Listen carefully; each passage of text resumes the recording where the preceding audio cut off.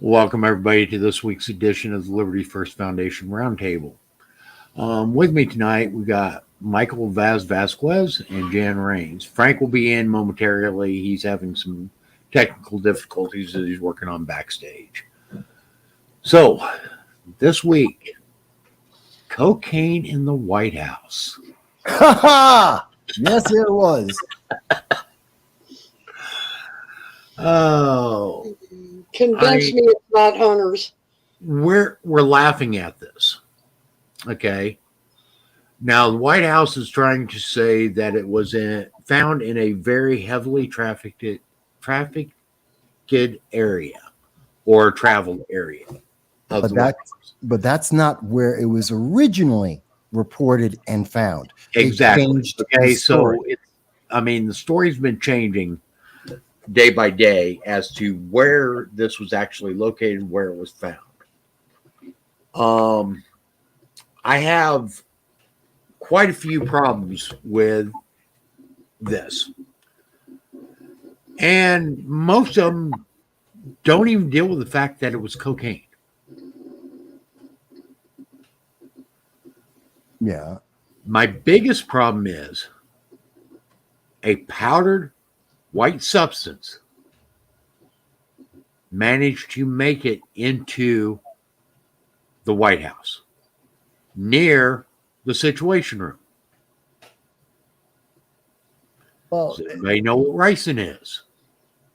Or any there's a- other substance? yeah, there's a whole lot of problems. There are so many problems with this, and this doesn't pass the smell test whatsoever. I mean, you're telling me. Go ahead. This is a huge security issue. Okay, not just the fact that it was an illegal, illicit substance. Okay, that's a given. The fact that it was able to make it that far without being found and wasn't found until a quote unquote routine patrol by Secret Service raises a lot of red flags about the security of the office of the presidency, okay, and the staff that work in that office. This raises so many red flags as to what the hell is going on, what's going on with this administration. And I mean, you could try to say that it was, well, that's because of Trump or any. No. Okay. We're 3 years into this presidency's term. Okay. 3 years. Yeah. There's a lot more going on here than, okay. And if it was planted by some nefarious individual, again, how did it get on the grounds of the White House? Why wasn't it found before? Well, That's the problem I have. No, I have a lot of problems. Let's work this through from the logic they're trying to give us. They're trying to tell us that it isn't a staffer, which makes the most sense, or some high-level individual in the Biden-Harris administration, which is the only thing that actually makes sense. Because they're saying, no, some random person from the street decided to go into the White House for a tour, one of the most well-guarded locations in the world, with more police, more canine dogs, more Secret Service, more military than almost any spot on the planet. And that person decided that their addiction is so important and so overwhelming that they had to bring drugs into the most secure, one of the most secure locations in the world. And while they were there, they just happened to lose those drugs that they were so adamant that they had to have with them. That makes no sense. That's silly. Let's go further. You mean to tell me that people are able to enter the White House with bioweapons? Because there is no difference really between a illegal drug and a bioweapon. Right. And they're walking in with bioweapons and Well, no one is bioweapon or noticing it. chemical weapon. Exactly. So Sorry, this again, powder off my face. Sorry. you're fine. So again, it makes no sense. What does make sense is that this was a member of either the Biden family, Biden or Kamala Harris family, or the Biden-Harris administration, who have the ability to get through all the safeguards without being known. And I truly believe that there is some lackey. We're going to see that this is some low-level intern that's going to fall on their sword, say that they did this, and that it was their drugs and they did it to cover up for someone higher up in the hierarchy who didn't want to get caught with this. Right. I truly believe that's the case. I think this is a cover-up that's happening. That's why we had the initial reports on Sunday. We knew Sunday that this was happening.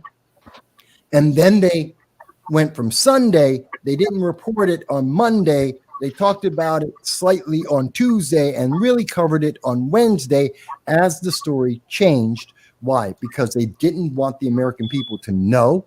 They didn't want the reaction, and they are protecting Biden in the 2024 election. That's the only thing that actually makes sense in this whole story. Right.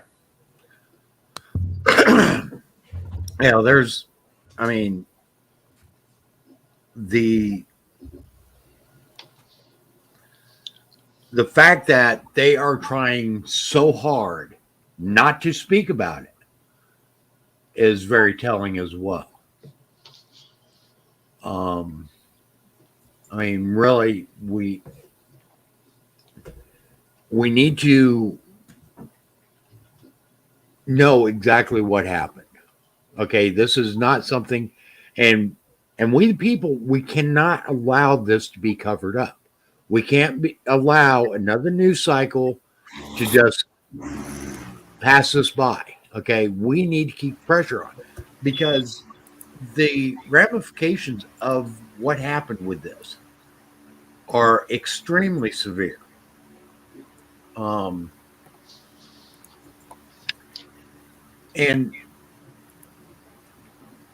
this is supposed to be, quote unquote, the leader of the free world that was put in jeopardy by this. Okay, so if this is a cover up, we need to get to the bottom of it. If this was some fluke thing, we need to find out what happened so it can't happen again in the future. There's just way too much involved here that transparency needs to be tantamount. We're not going to get this whole process, and we are not going to get transparency. They are No. trying to bury this story as deep and as far as they can because of the political ramifications, because the natural inclination is to point to Hunter and saying he has a relapse. And if it is Hunter and he is relapsing, I hope that he would come out, say that he's got a problem and get help. That would be the best thing that could happen. But assuming it's not Hunter, that it's someone else in the administration, which is quite possible, high pressure drugs and high pressure positions of work is not unusual. But whomever did this is a problem on multiple levels. Let's assume it's not Hunter Biden, it's someone else in the administration. Assuming that it's not someone failing in terms of the security, which endangers our nation, national security. Let's throw that out. Then we have someone who is addicted to drugs at the highest levels of our government. That is a national security risk.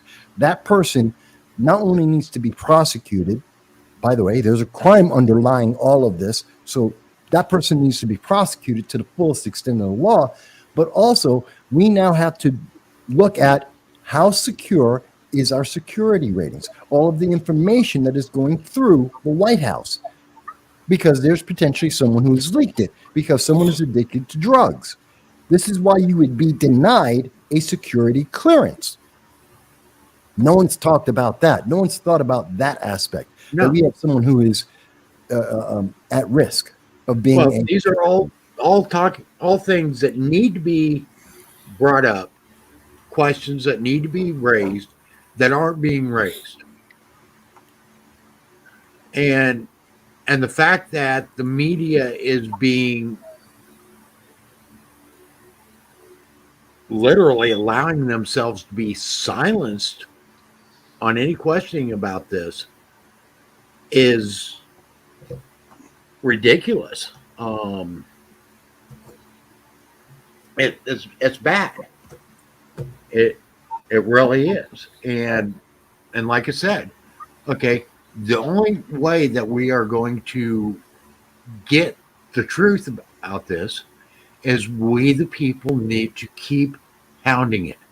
We can't allow it to be swept under the carpet. We can't. Okay? Every DA from every state should be looking at this. Okay? Because guess what? The states are the ones that need to be pushing this. Okay? It's the United States. Well, I don't even think you need the states to be pushing it. It just should be from the public. This is a national security.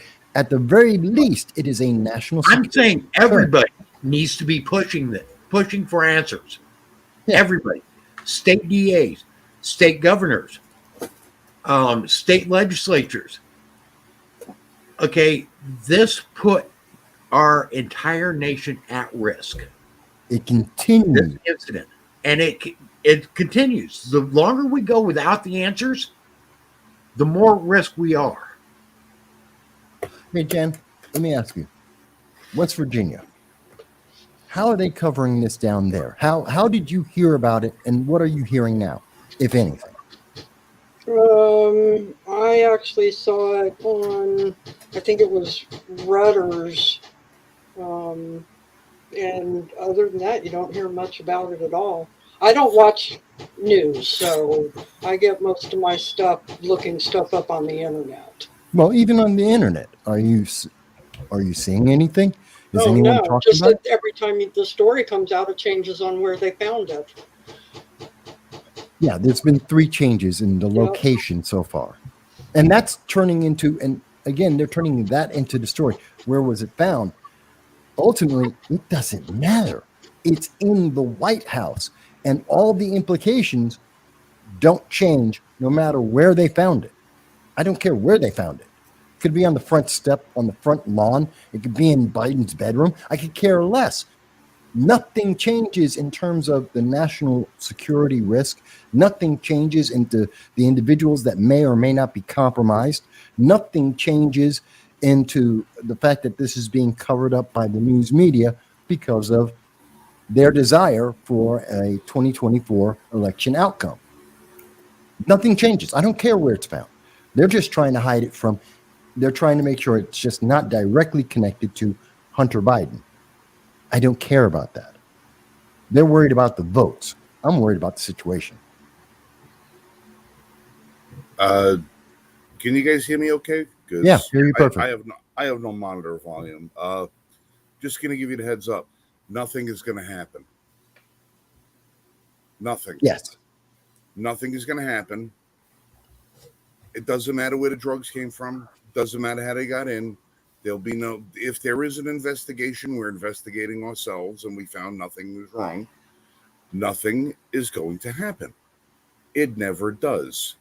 And I mean, do you think for a second that this is the first time that there's been drugs in the White House that, you know, mysterious? I mean, I'll show you this real quick. When Obama was president, you got this jackass, this David Cross. He's some second tier, low rate comedian guy who's at the White House Correspondents' Dinner. He bragged about sneaking up into the bedrooms and doing coke up there with his girlfriend. Nobody gave a shit. Nothing happened. He admitted to it. Nothing happened. The people don't care. The people don't care. They don't get. What are they going to do at this point now? Honestly, are they going to look to investigate to find out if Hunter went back into the White House with drugs on him? The guy just walked away from multiple felony counts, guaranteed slam dunk. Barney Fife could have prosecuted the case against Hunter Biden and got him 10 years in jail. He's walking away with no punishment whatsoever, with an expunged record after a year. He could have walked in there with what's his face, the Mexican drug cartel leader, and snorted coke off a prostitute's ass in the middle of the friggin' place. Nobody would give a shit. Nobody would give a shit.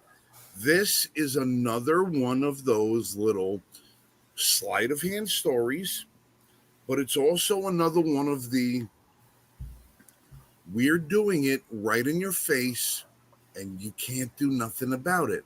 We own the district attorney, we own the attorney general, we own the Secret Service, we own the FBI, we own the CIA, we own the media, we own you. It's no longer we the people, it's you, our people. They own us. Nothing is happening. Nothing will happen, regardless of what the security protocols or the risks or anything else. You got a president who's sitting in there right now, who the FBI is sitting on top of tapes and paperwork of credible sources with proof that the man took $5 million in bribes. And we can't get that from the FBI. You think for a second anybody's going to investigate this any longer than the next time some millionaire jumps into a friggin' submarine?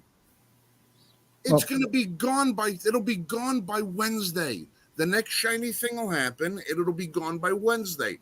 You're going to get your Republican talking heads in Congress and in the Senate are going to use this as another bully pulpit moment to talk about the corruption, talk about this, talk about that, and then use it to raise money. And then nothing is going to happen. Nothing's ever going to happen. Period. Well, here's something. We can be upset about it.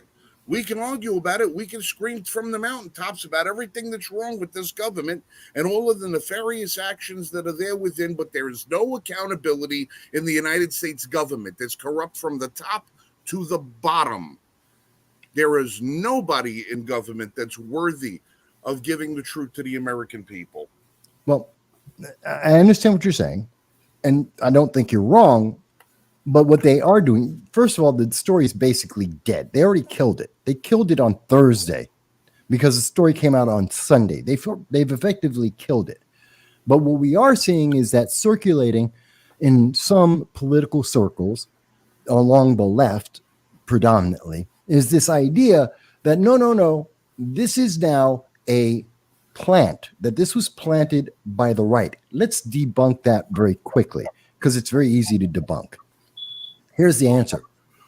One, why would anyone on the right take the risk to bring in that illegal substance, a potential bioweapon or chemical weapon, into the most secure place in the world and risk getting caught at any step long before they ever got to drop it off? Unless you're telling me that the FBI, the United States Marine Corps, the 35 other law enforcement agencies at the White House, that they're all working for Republicans. And if you believe that, you really don't understand politics. But so this person has to get this in, and then they're going to drop it off. So why?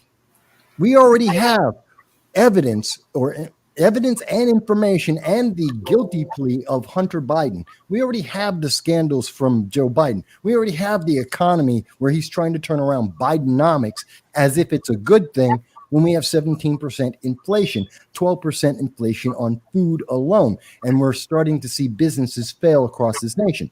We already have 15,000 Americans that have been abandoned in the Sudan, Afghanistan, and Ukraine, and there's no reason to believe that there won't be another 10,000 in 2024. We already have all the problems. Biden has all the scandals. The border is open. 6 million illegals have entered the United States since the day he took over.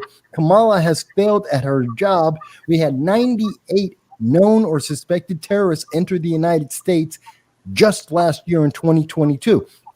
We don't need another scandal. There's already plenty of them. So why would anyone on the right risk this? It's debunked by the fact that it's useless. It's not beneficial. It doesn't help. The risk reward ratio, even politically, isn't worth it. This wasn't done by the right. This was the only two credible really questions are someone off the street decided to do this, which doesn't make any sense. Or what does make sense, it's somebody in the administration, somebody connected to the White House. I think that debunks it pretty straightforward. Or am I wrong? Am I missing anything there? No, you're right. My contention is that nobody's going to give a shit, and it doesn't matter. This is Well, and it's getting this is an downplayed so this much. is an arson investigator coming to find out why your house burned down, and then looking to see, hey, how'd that scuff get on on that piece of woodwork over there? It's got nothing to do with the fire. It nobody's gonna do nothing. It's comical at this point. It's comical. It is, okay? And the thing is like I said, there are so many people that are downplaying this and they're not taking it for the serious threat that it is. And people are eating it up because they don't understand, they don't realize just how big of a threat this is. And the fact that nobody's talking about the threat that this poses is just mind-boggling. Why nobody's bringing this up. You're not hearing anyone from the Hill talk about it. Okay. Nobody in Congress is really talking about it. Yeah, there's been a few Republicans that have asked that there needs to be hearings and we want to hear about what happened. But I mean, really, nobody's addressing the security implications that this poses on all levels. They can't. They can't, Mike. If they do, then we have to find out what happened. The story would have legs. It would keep going, and it will affect votes in 2024. Even right now, those are the questions that need to be asked, and the media is failing. All right. Let me. Okay. Our representatives in Congress are failing. Vass, how many Americans are still left in Afghanistan? At least 5,000. When was the last time anybody asked about them? Mm-hmm. Nobody except me. You think an 8-ball of Coke, anybody's going to give a shit? They don't care about what happened just a month ago. It's the next shiny thing. It's the next shiny thing. The Coke is probably a friggin' distraction. It was probably planted there to be just that, a distraction, because there's something else going on they don't want you to know about. I don't think it's a plant because there's too many things that are going on and they're all bad and this doesn't help. But because there are some Democrats, traditional Democrats, that are going to react to this negatively and they're not going to change their mind. It just adds to the reasons why 58% of Democrats do not want Biden in 2024. And 95% of them will vote for him anyway. No, I don't know if it's that high. I know what they say. I don't think that's what's going to happen because there is no confidence. The confidence in the White House has been beaten down by the Biden-Harris administration so badly. I don't see them winning with that combination.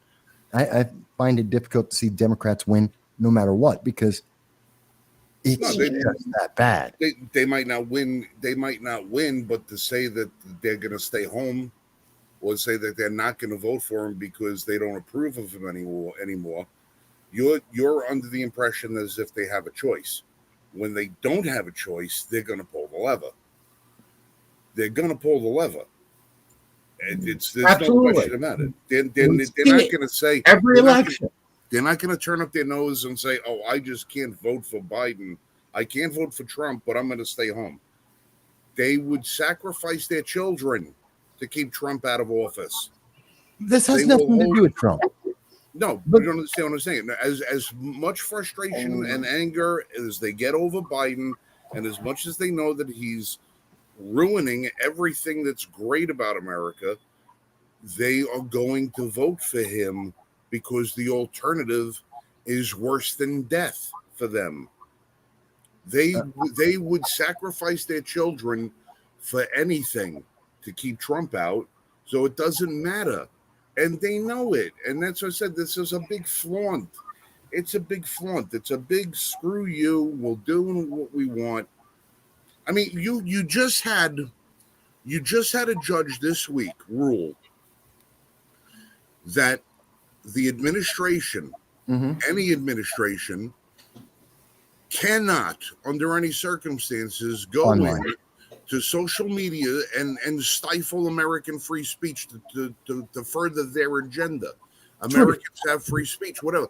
The ink didn't dry on the paper before the DOJ was in filing an appeal because Biden demands the ability to censor the American people. Yeah. Okay. Which is just, it's an extension of the Twitter files. We already know this is true. Right. We know this. They're doing it in front of us. Not only in front of us, in spite of us. They do not care.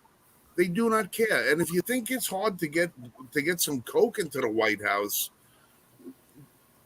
they got Marilyn Monroe in and out of the White House. No, that was She's a hell of a lot more easy to spot than somebody with an 8-ball of coke. Well, those were back in the days when politicians were protected to their personal lives and their political lives were very much separated. And the media was willing to allow that separation. Because as long as your personal life didn't affect politics, they didn't care, which I'm fine with when it doesn't affect it.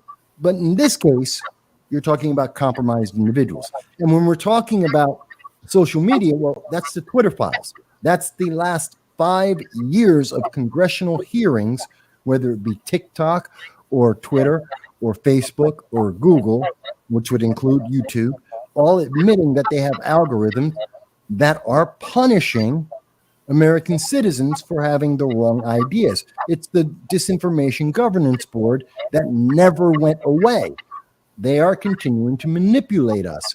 And it's obvious. We have the evidence. And that's why they're trying to keep doing this. This is, again, why? Because they want to fortify the 2024 election like they fortified 2020. Did we forget that story came out in Newsweek? That Silicon Valley admitted that they were fortifying elections and the reactions? This is all part of that process. Well, and the part of it that got me was that they want to be able to talk to social media because it's a threat to democracy if they don't. Well, that's part of the whole. I'm tired of the word coming into everything about the democracy. Yes, our politics are democracy. Our country is republic. Yes, our country's a republic, a constitutional republic, not a democracy. But ultimately, what they're trying to do is they're saying, I'm from the government, I'm here to help. And the government never helps. They never have a solution. The answer is kick your can down the road, vote for me or else. It's a threat. Well, and I see Peter made the comment, now we got the new one, Threads. Yeah. Well, I've already seen people who have joined Threads and they're already being flagged. And I've seen pictures of it. If you go to Friendom, it'll have a thing on there that says this person has already been posting falsehoods and are you sure you want to be friends with them? Yeah, so they're already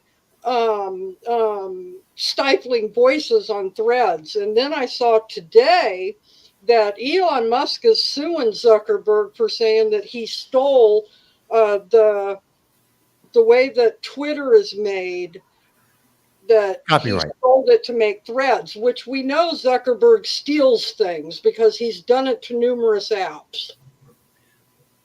Well, all Go ahead. Facebook was stolen. Well, Yep. yes. Yeah, because he didn't make it. No, but I'm not so upset that there's another alternative platform, and that platform caters to the left, just like Twitter used to do exclusively. Now they have a new exclusive. Fantastic. They've had several. They tend to fail. It's like everything else that the left does. It tends to fail. They virtue signal. They don't support. Honestly, I believe there should be as many social media platforms as people support. Yeah, I don't care. Whether it's left, right, or middle. Could care less. Yeah. Okay. But the thing is they need to be above board. If they're going to silence certain viewpoints, hey, be honest about it. Be truthful about it. Okay. Well, don't try to say that we treat everybody equally, because you don't. Well, that's the thing about threads. At least they're being direct and honest. I've seen some reports saying there's been at least 34 million people that have been censored already on threads. Fantastic.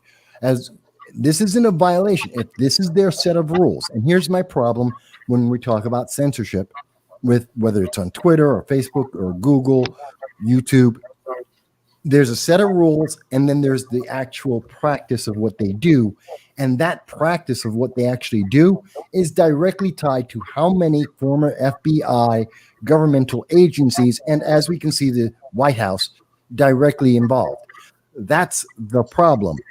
You don't have a single set of rules. You have this sliding scale of vague generalities that are applied specifically to censor and suppress voices. If Threads is being honest and open and says, we hate conservative voices, we hate Republican voices, and any voice that isn't far left is going to be suppressed, fantastic. At least we have the rules. You know the platform you're dealing with. I'm not forced to use that. But when I go to every other social media service and they say, you're neutral, and then I watch, as an example, this week, there's a YouTube channel called Alternative. They are UK-based, United Kingdom, England-based group of guys. Fantastic. I enjoy their channel. They do interviews with me, talking about U.S. and United Kingdom politics, our greatest ally in the world. And they came out with our latest video on Wednesday of a conversation that we had. It got some views. Fantastic. Small channel, growing channel, fantastic. They got views on Wednesday when the story came out. On Thursday, YouTube wiped out every single view. They removed every view that channel had, that video got. There was no warning. There was no notification. There was no reason. There was no strike. No other channel, no other video was affected. Just me talking about the U.S. politics and international politics with the United Kingdom and Europe. They wiped it all out, reset it to zero. That's the suppression we're talking about, and it happens every day. So seeing that the White House is it is openly telling us they want to influence our voices and restrict us, that's the problem. And here's the thing, okay? Regardless of whether you're left or right, or even in the middle, everybody should be up in arms at this, because who's in the White House today, if they're controlling everything on social media and so forth, guess what? it's not long that the opposite party is going to be in and doing the same thing to the opposite side. Okay, this is troubling on a scale again that is everyone should be up in arms with this. Okay, it bothers me just how uninvolved people are on this, how accepting they are of this. Okay, and how people are saying, "Yeah, Biden's going to get it." You know why, Mike? What? Democrats can do it. So can Republicans. You make an Well, we allowance already for know. your side, you make the same allowance for the opposite side. Okay? Come on, guys. Wake up. Well, Go we ahead, Dan. already know that both sides of the government spy on us. I know it's been covered on this show. I know that Voss has covered it on this show where you show the computers with the megabytes and everything of where all the stuff from social media is Yeah, stored. Our bites. phone calls, our emails, our messages, Zettabytes of data. Yeah, which is against the Constitution. Yeah, it's incredible how we're seeing all sides are doing this, which is part of why they bury these stories, why they're trying to make this. The reason why I think it's happening, though, because the same reason why this is happening, where they're going online and censoring and suppressing people, and we're seeing the stories like drugs in the White House being just dead on arrival, is because they're counting on the fact that the average American, even those who are watching this program right now, and absolutely the vast majority who aren't watching this program or something similar, they're counting on them just ducking their heads down and going, not me. I don't want to be the one they pick on. They're so afraid. People are so afraid of being ostracized, of being othered by saying, you don't think like we do. You're the bad person. Everyone's so terrified of that they're just holding their heads down and they're counting on it. And the way to resolve all of this, quite honestly, is to stick your head up and go, no, yeah, I am that other person who's going to say, you can't do this. It's not constitutional. It's not a benefit for the country. Yes, count me as one of the people who are saying this is a problem. And stand up to the suppression, stand up to the censorship, stand up to the news media and say, cover this story, talk about this. And most importantly, if your politicians aren't covering these things, if they're not paying attention to any of these stories we're talking about, don't vote for them. I don't care if they're in your party or not. Don't vote for them. Pick someone else. Because voting for someone who lets this happen, would you let's make it personal for people. If your local police chief allowed criminals to go in and rob your home, would you reelect them? No. You'd say someone needs to stop this. We want someone who will stop that crime. You don't reelect them. You don't say that's behavior we're going to just accept because I don't want to feel like the bad guy. Sorry, feel like the bad guy, stand up, because you're not the bad guy, you're the good guy. Does that make sense? Yeah, it does. Okay, and thing is, and I know we've all seen this meme, but I'm going to put it up anyway.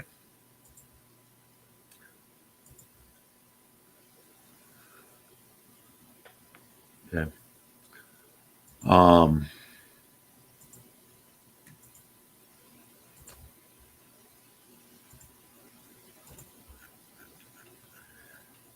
Government's biggest fear is the people coming together. And if we come together, we can bring government back under control. But like Michael says, okay, people are too worried about what other people are going to think. They're too worried about being ostracized. They're too worried about all this other stuff. And we've got to quit worrying about that. We come on here every week and we ostracize the government. That's what we do. Why? Because the government's out of control. And we, the people, have allowed it to get out of control. Okay? We say, well, we can't stand up against big government. Bullshit.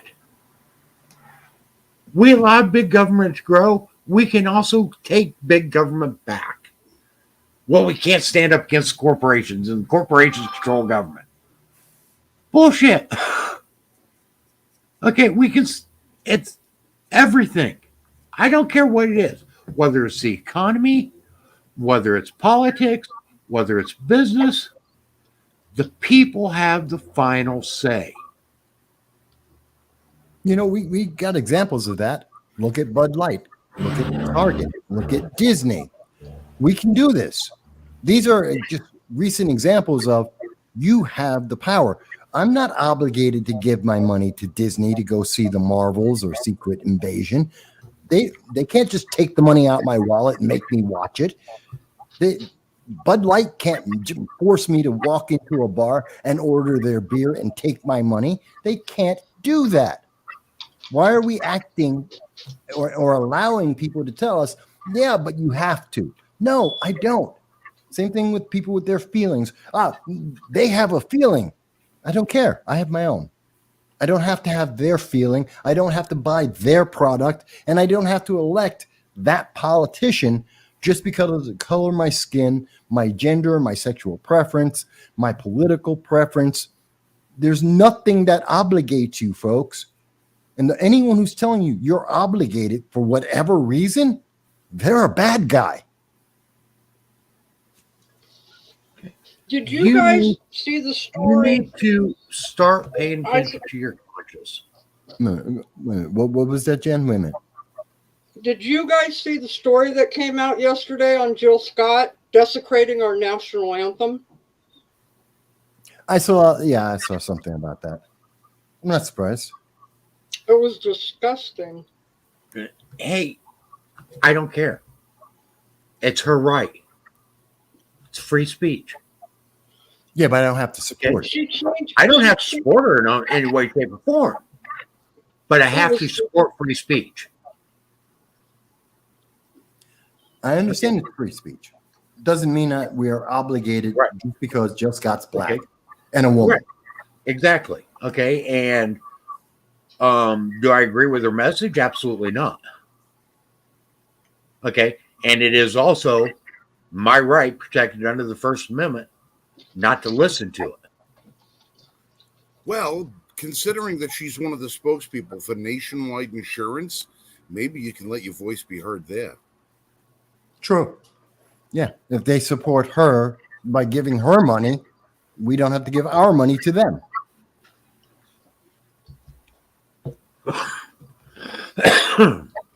So, on to other things.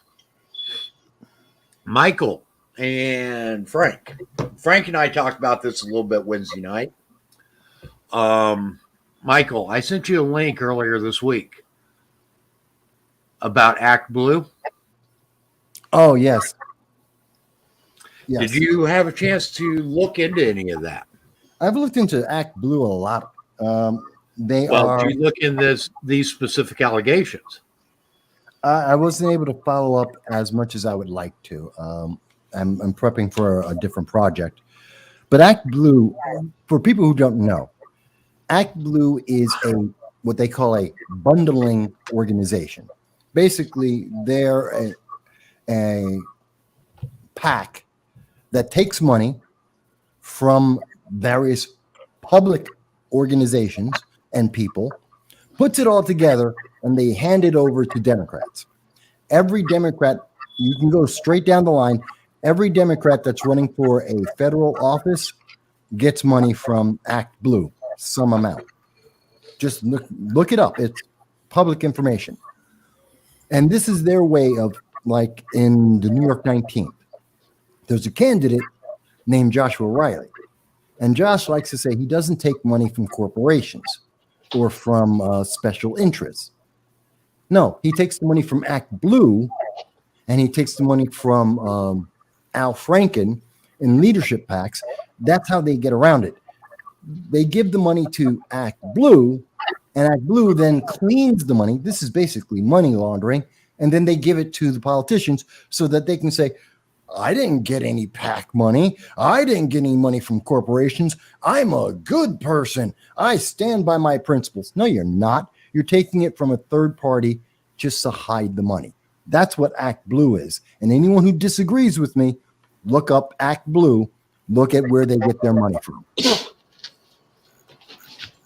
That's the quick rundown on Act Blue. Okay, I'm trying to find the page right now.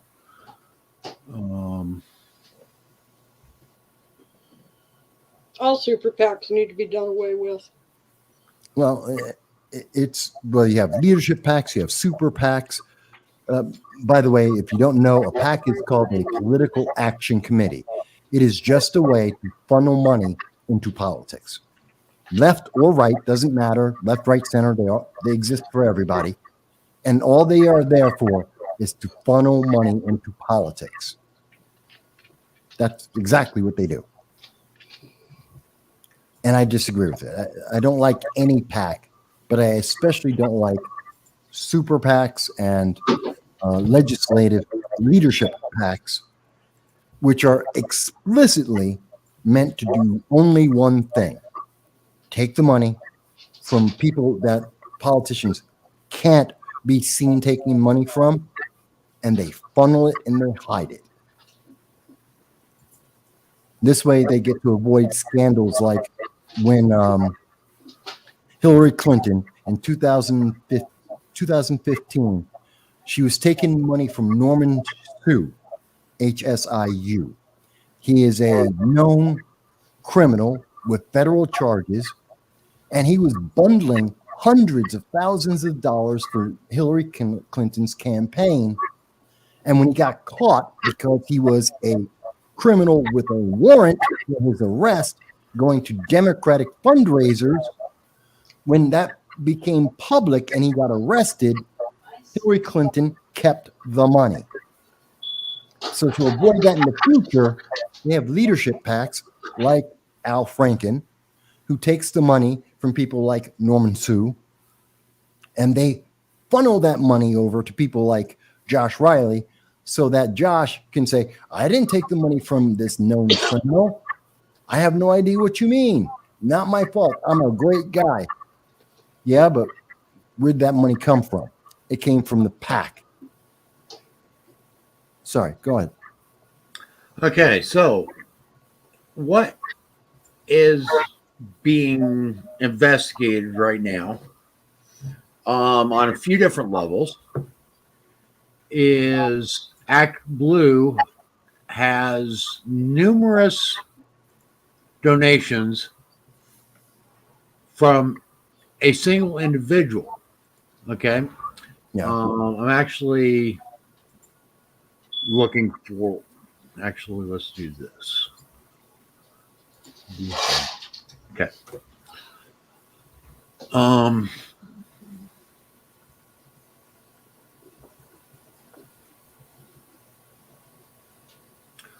Okay, so what I'm going to share. This is from the FEC website, and you guys can do this search on your own.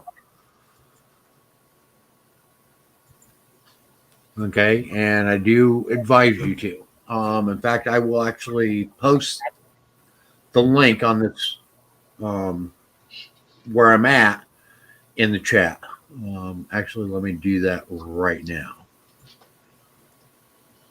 so I don't forget.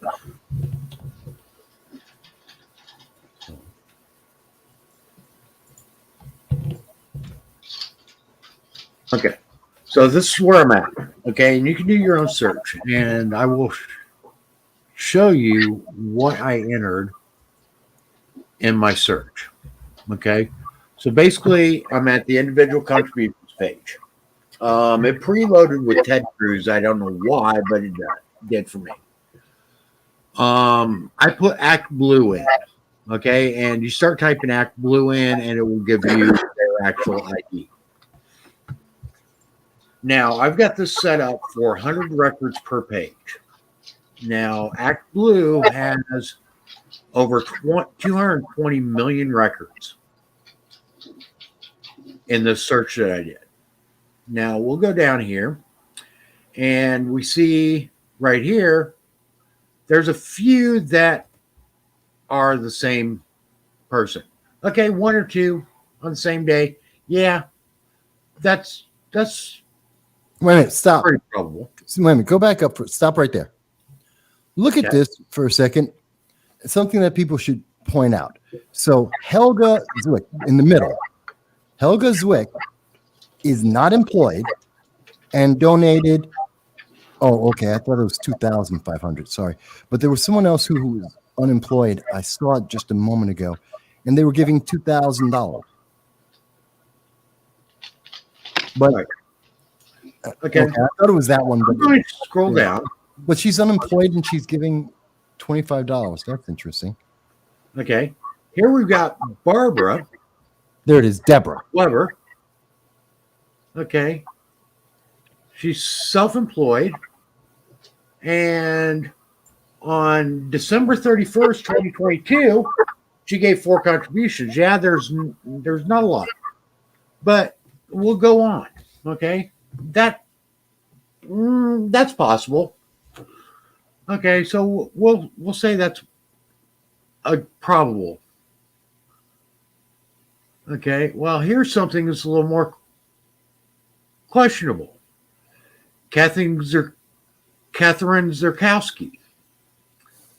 We've got 6 contributions ranging from $1.50 all the way up to $25, all on the same day. That's kind of interesting. Now let's go down here a little further. Sylvia Zuckerman. Okay, never mind. I actually misread. What happened here? Because you brought her up specifically. But Yeah. the point that we see with this is you'll see on all the records, you're going to see multiple individuals all on the same day donating multiple different amounts, which doesn't make sense. Do you go in when you give for charity? People don't go, here's $5. Hey, wait a minute. Well, And 15 minutes later, they go, hey, and you know what? Here's another $100. no, this gets even worse. Okay, I've only shown a couple instances where it was just a few.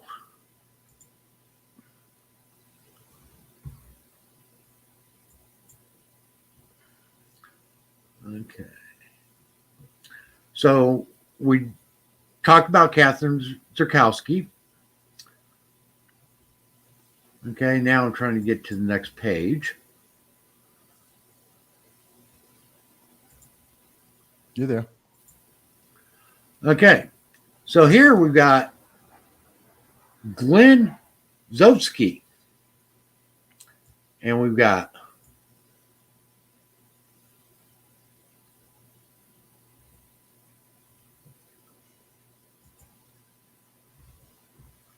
quit it. Multiple contributions. Again, go to the next page. And what they're finding is people that have done this, okay, here's a bunch more that he did. That's where it did. Okay. And you can see that these are all on the same day. And this guy is unemployed.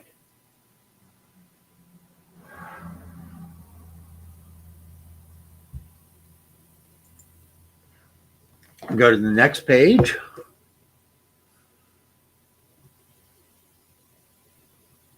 And you keep seeing this pattern. Some of the investigations that have been done on this, have shown individuals like this contributing through Act Blue upwards of 18,000 times in hundreds of thousands of dollars. This is how they launder it. 18,000 times. So what's being investigated on this, okay, and there's some senators that are calling for more investigations on this. Actually, I'll bring it up right here. Okay. Marco Rubio is one of the people that want answers. Okay. Rubio demands answers from FCC on potential Act Blue fraudulent donations. Act Blue, a major fundraiser for the Democratic Party, has purportedly engaged in thousands of dollars in campaign donations through small donors, including senior citizens, via illegal contributions without those donors' consent or awareness. Further, unlike nearly every other individual political campaign, Political Action Committee, Act Blue does not require a card verification value number as requirement for donating. Requiring a CVV number as a condition of making an online transaction is standard practice across the e-commerce industry to reduce fraud and prevent unlawful foreign transactions. Act Blue must be held accountable for its apparent lack of security protocols. Yeah, Okay. it's a money laundering. Act Blue is money laundering. Exactly. Okay. Let me stop sharing that and let me share this. Now, this is starting to hit big time. Except that they've always been doing this. Many PACs, especially leadership PACs, super PACs, they've been doing this for a long time. And everybody knows it. And notice they're going after Win Red as if they're the same thing as Act Blue, which they're not quite. So 4 states have started inquiries into this, but that's because they're using pre-checked boxes. So this really isn't related. But there's a lot more on this. Okay. So, and you can say, well, this is Fox News. They can't be trusted. But the thing is this is coming from a lot of various sources. Exclusive data shows that half of 2019 donations to Act Blue came from untraceable, unemployed donors. Okay. Which is my point. That we see when you have someone who's, quote, unemployed, and yet they've made 30 donations. If we go back to the Act Blue FCC thing,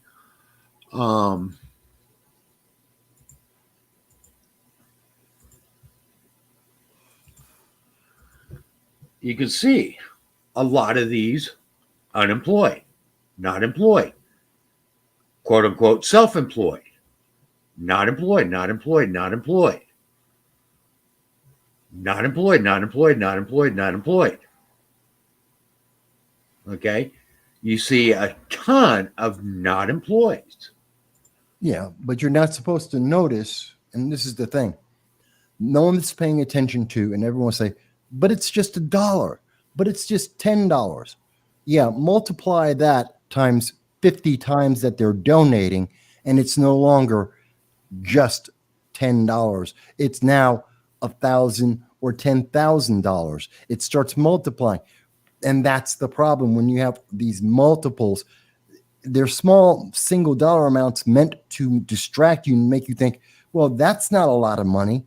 Yeah, but they're not doing it once. So here's Gloria Zimmer. Okay. So Gloria Zimmer.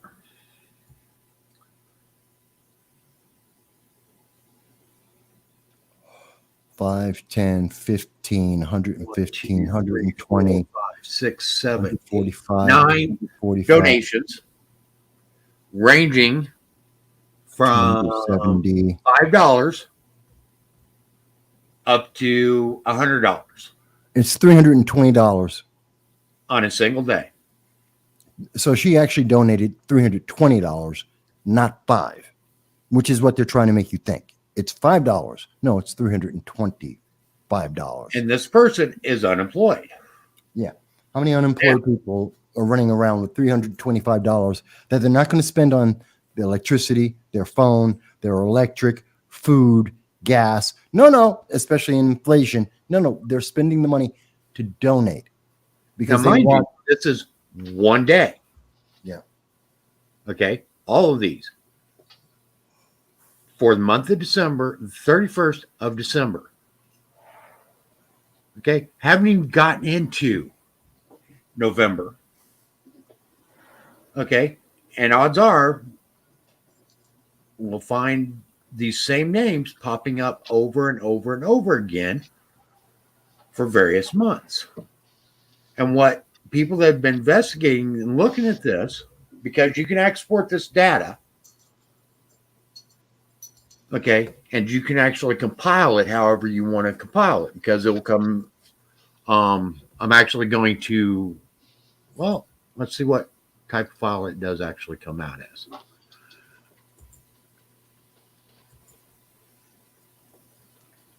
Okay. It's actually not letting me.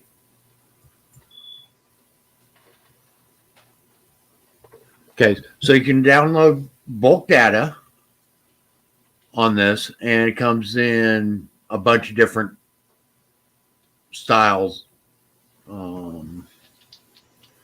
Uses Commission's FTP server.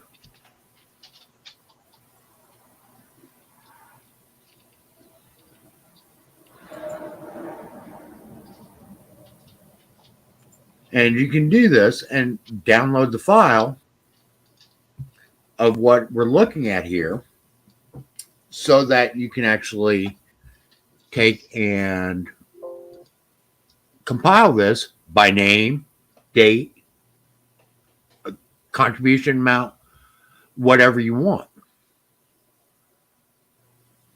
And I just barely started in on this, and you start seeing a lot of these patterns over and over again, where you see the same people donating multiple times per day. And I don't think people do this. Okay. This Glenn Zotsky, not employed. Again, 50 cents, $5, $1, $5, $7, $5, $12, $1, $2.50. Okay, and that's 1, 2, 3, 4, 5, 6, 7, 8, 9. 9 on that page. We go to the next page, and he's right there at the top again. $2.50, $1, $1.20, $5, $1, $1, $10, another $1. We got another 1, 2, 3, 4, 5, 6, 7, 8 more records of a guy that's unemployed and has donated 17 times in the same day. I mean, this starts to raise some serious questions about this. Okay. Yeah. And actually, one of the big questions that it raises is, where is this money actually coming from? Now, the video that I saw on this was of an investigative reporter, and he started going around talking to a bunch of these people. Some of these people, like I said, had over 10,000 contributions in a single year, amounting to hundreds of thousands of dollars. And they asked these people, hey, does this sound like something you did? And most of them are saying, no, we didn't do that. Okay, we didn't make that many contributions. Yeah, we may have made one or two or five or 10 or whatever, but they didn't make tens of thousands of contributions amounting to hundreds of thousands of dollars. Well, I just want to show everyone this is Act Blue, and this type of money laundering has been happening for a while. This is reported by Reuters on May 19th of 2009. So I said it was 2020. I got it wrong. It was 2009, and when she was going up against Obama. And as you can see here, the amount is $850,000, which Hillary didn't return. And as they state very clear, he was convicted by a jury in federal court in New York because he was making donations to political campaigns in other people's names. Exactly what Act Blue is doing. He did the same thing. What Act Blue is doing, or alleged to be doing, is exactly what Norman Sue did in 2000 in the 2007 election. Same thing. Here's your name. I'm just going to say you donated X dollars. You gave 100, and then you gave 5, then you gave 10, then you gave 15. Why do they do it this way? So that it's harder to notice, so that someone has to work harder to find all the amounts and put it together. He did that to $850,000, and he hid it. And Act Blue raises millions, tens of millions every year. And they're doing, and I believe they're doing the exact same thing that he got arrested for. But the difference is, well, we lost Michael. So, essentially, it's coming out that it's highly questionable. Now, there's a lot of things that need to be questioned here on top of this. I'm back. Sorry. My fault. I was looking at the window and hit the wrong button. So I'm going to go ahead and let you continue on, Michael. Yeah. So what we're seeing with Act Blue is something that we've seen in politics. In particular, we've seen it the biggest news reporting about it has historically been with Democrats doing this. I'm not saying Republicans don't. I'm sure they do. But historically, according to Reuters, according to the news, who do we see doing this all the time? We're seeing it with the Democrats. And we can go to Act Blue, and we're not seeing the same thing in other places. But my bigger problem is that this is the game. And inside politics will tell you, inside baseball, is that this is normal. This is how they hide the money. And again, the reason why they do this, and people say, but why would they do that? Why would they go through all that trouble? So that the politicians, like a Josh Riley, can say, I don't take money from corporations. I don't take money from pharmaceutical companies. I don't take money from whatever political bad guy you can think of. They don't take money from Target or Anheuser-Busch. No, they give Anheuser-Busch or Target, give the money to Act Blue, and Act Blue suddenly has an extra 10,000 people making donations of $1 a piece, and it all goes to Nancy Pelosi or AOC or Josh Riley. And Josh goes, see, I just got small donations from regular people. No, you didn't. No, you didn't. It's just a way to launder the money. This is literally what they used to convict the mafia for. Yeah. And also is another thing here. Okay. Besides the fact that this would allow individuals to grossly exceed their limited contribution amounts. Okay, because everybody is limited as individuals to being able to contribute a certain amount per year to political campaigns. Okay. And I think it's like $5,000 or something like that per campaign. Okay. So you can donate to multiple campaigns up to that limit. But once you reach that limit, you can no longer contribute under your name to that same campaign any more money. That is an FCC rule. This is one way that you can circumvent that rule. Is you go to a PAC like Act Blue and make a huge donation. Act Blue then takes and splits this up and makes numerous contributions in the same individual's name over a period of time. Well, this is not kosher. Okay, this is against the rules. Yeah. Now, next thing we need to look at is this also opens up the door to be able to make payouts to particular people in office. Okay, you want a certain bill passed? Go talk to the congressman. Oh, I got you covered. Here, do $1 million. We'll send it through Act Blue, launder it that way. Next thing you know, it'll be in your campaign coffers. Okay, and all a candidate has to show of any money raised for their campaign is where that money went to. Okay, why don't you pay my salary while I was running for office? Okay. Yeah. My salary is $20 million per year.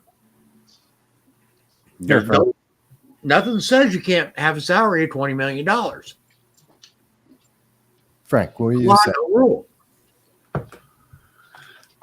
Okay, the only thing is that you have to disclose it. Okay, so there's a lot of things that are highly questionable. And if this proves out to be true, what the allegations are, some serious investigation into campaign financing needs to be done.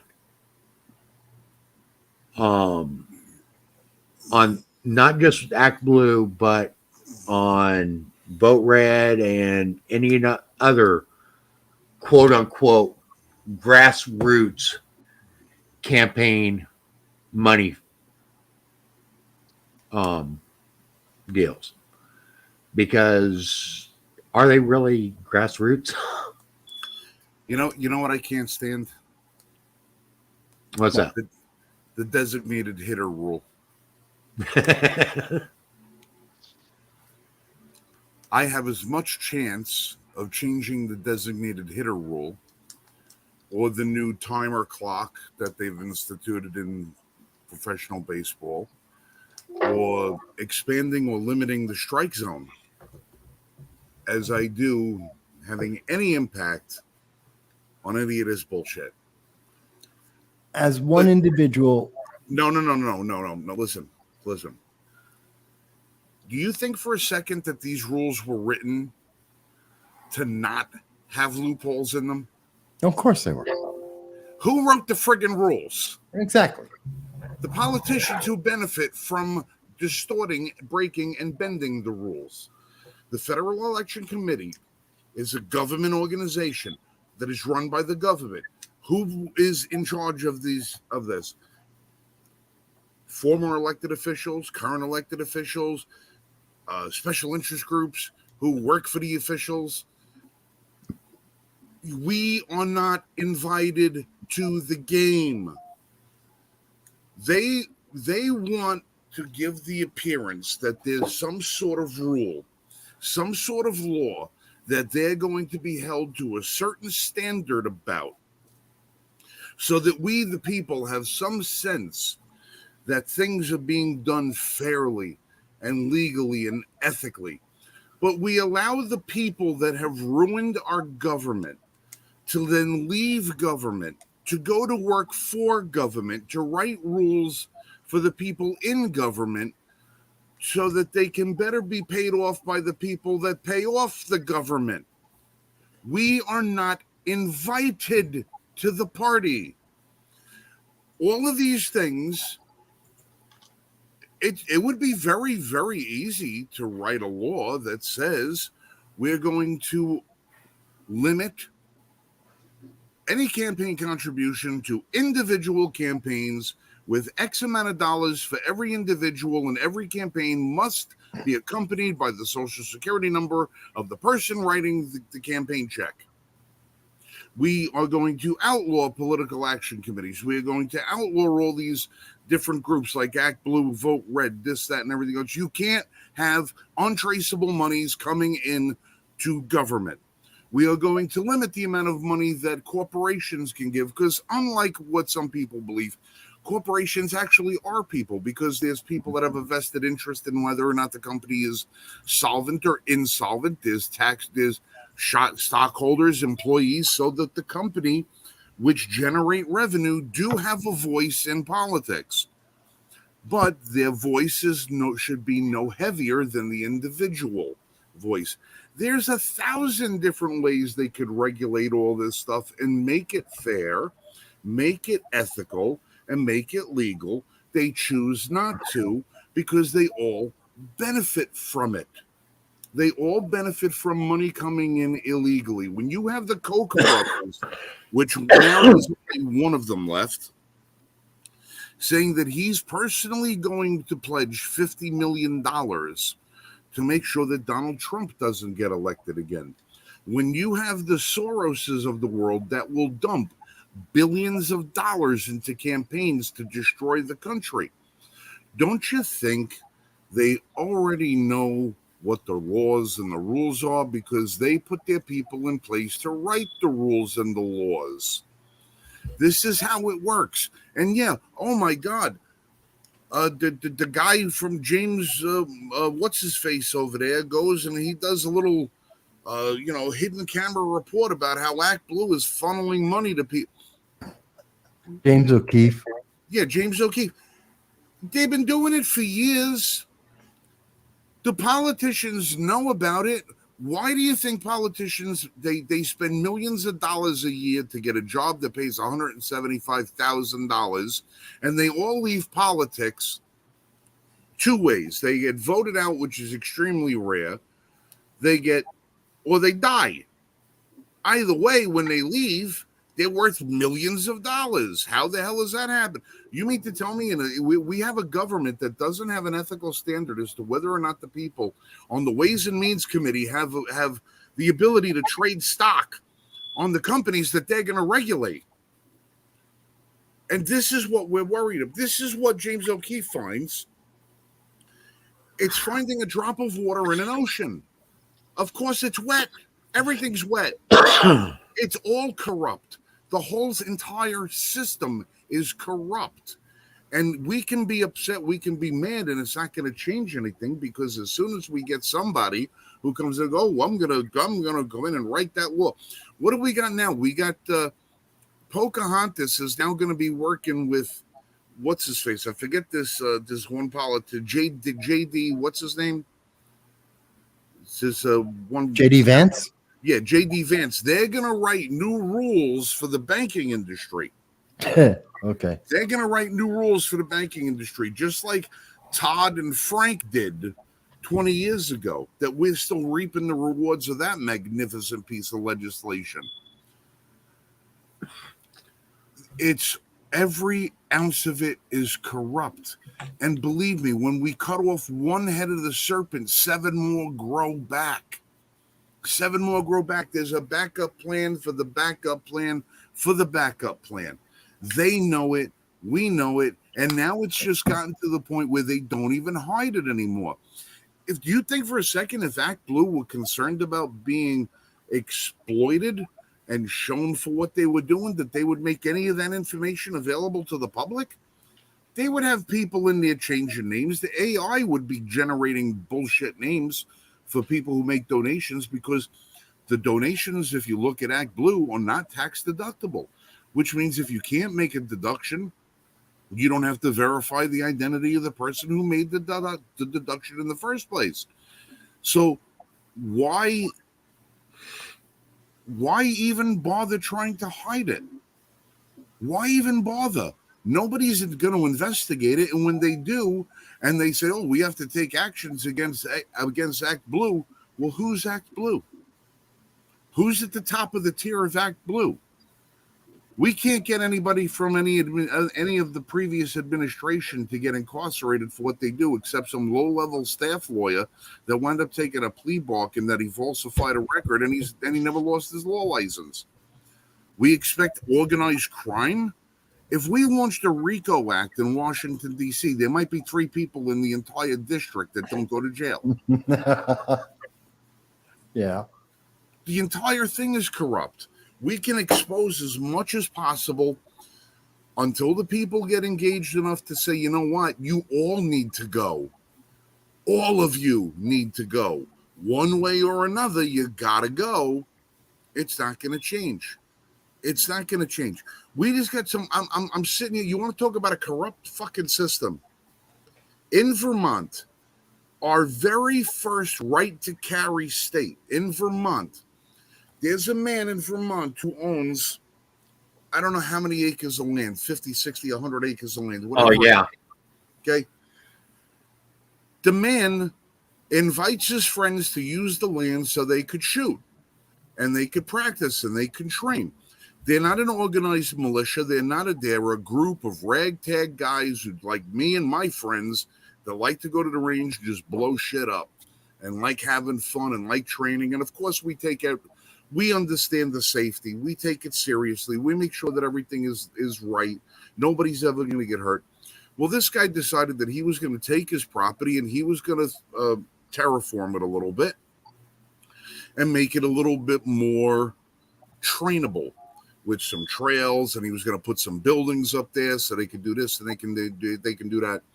Well, a couple of people on his zoning board who happened to be his neighbors took objection to him having now a militia training camp in the middle of Vermont. So now this is a guy, he got permits and approval for every one of the buildings that he put up. He put 2 or 3 buildings up. He got approval to put the buildings up. They were inspected by code enforcement and he got C of O, certificate of occupancy for those that don't know. Then you have certificate of completion for dwellings that are not meant to be lived in, like a garage or something like that. The zoning board decided to change the zoning on him and say, you can't have this, and they outlawed his entire facility. He says, you can't do that. I did this before you would, and he did any of this. They were fining him $200 a day. This is going on for a couple of years now. He doesn't want to comply with the rules because the law is on his side. They go and they take it to a judge who finds against him. He says, I'm not doing it. He goes, I'm going to appeal it. Goes about his business. The judge says, you're in contempt of court. He says, I don't care that I'm in contempt of court. You're in contempt. I have the law on my side. Here's my permits. I can do what I want. I'm zoned to be able to do this. It's not being used for a business venture. It's private land for private use, and we are private individuals. You don't have a right to do it. Took it to an appellate court. The appellate court now put a friggin' warrant on this guy, notified every police organization in the state of Vermont that when they find this guy, he has to be incarcerated now until he decides to hire a contracting company to come in and bulldoze his entire property. This is America. This is America, and they're forcing an American citizen to bulldoze property that he owns as a private citizen to exercise his fundamental constitutional rights of him and his friends and his family. He got permits to do it, approved it. They approved his structures, and they're going to throw him in jail, and he owes over $100,000 in fines, and he has got to now pay to have somebody come in and do it, or reimburse the town and county for them to go in and do it. This is one American citizen. His life is destroyed. How long is this man going to spend in jail because he decided he wants to go out on his private land and shoot stuff? Shoot stuff. This man is not going to get any justice at any level. It's not going to take until he gets to the Supreme Court. for him to get, and God knows how much he's going to spend, how much time he's going to lose of his life, how much time he's going to be in jail. Our government won't stand up for him. Our government is supposed to protect him and protect his rights. His representatives are supposed to be protecting his rights. The law is supposed to be protecting his rights. And we think for a second that the same pieces of shit that won't go to bat for an American citizen, that left 5,000 people in Afghanistan, that are leaving our borders wide open while children and veterans die in the street of homelessness and starvation, while you have men and women in this country that have been incarcerated for years for committing minor crimes that Joe Biden's fucking son is going to get a slap on the wrist for, that you would think anyone in our government is going to investigate and hold themselves accountable? It's not going to happen.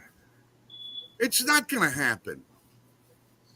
I agree with you, Frank. That's People why in this country, I don't know what the fuck it's going to take for them to wake up and realize that we're no longer citizens in this country.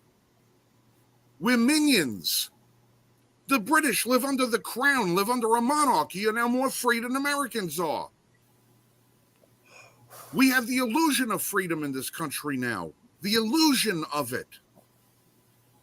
I watched a speech the other night that Desi Arnaz gave. They gave him, Desi Arnaz, an award in 1959. They said that NBC didn't want to have him portray himself on the I Love Lucy show because nobody would believe she was married to an ethnic. Mm-hmm. Mm-hmm. And he had to prove him wrong. 17 years he fought his battle. He wound up getting Desilu Productions. They opened it. Desilu. They made so many strides into America by showing American families, American freedoms, and everything else. And he gave a speech. They gave him an award. And he says, there is no country on earth. When my parents came here and I came here as a child, I cleaned out bird cages and I was penniless. And we lived in the street.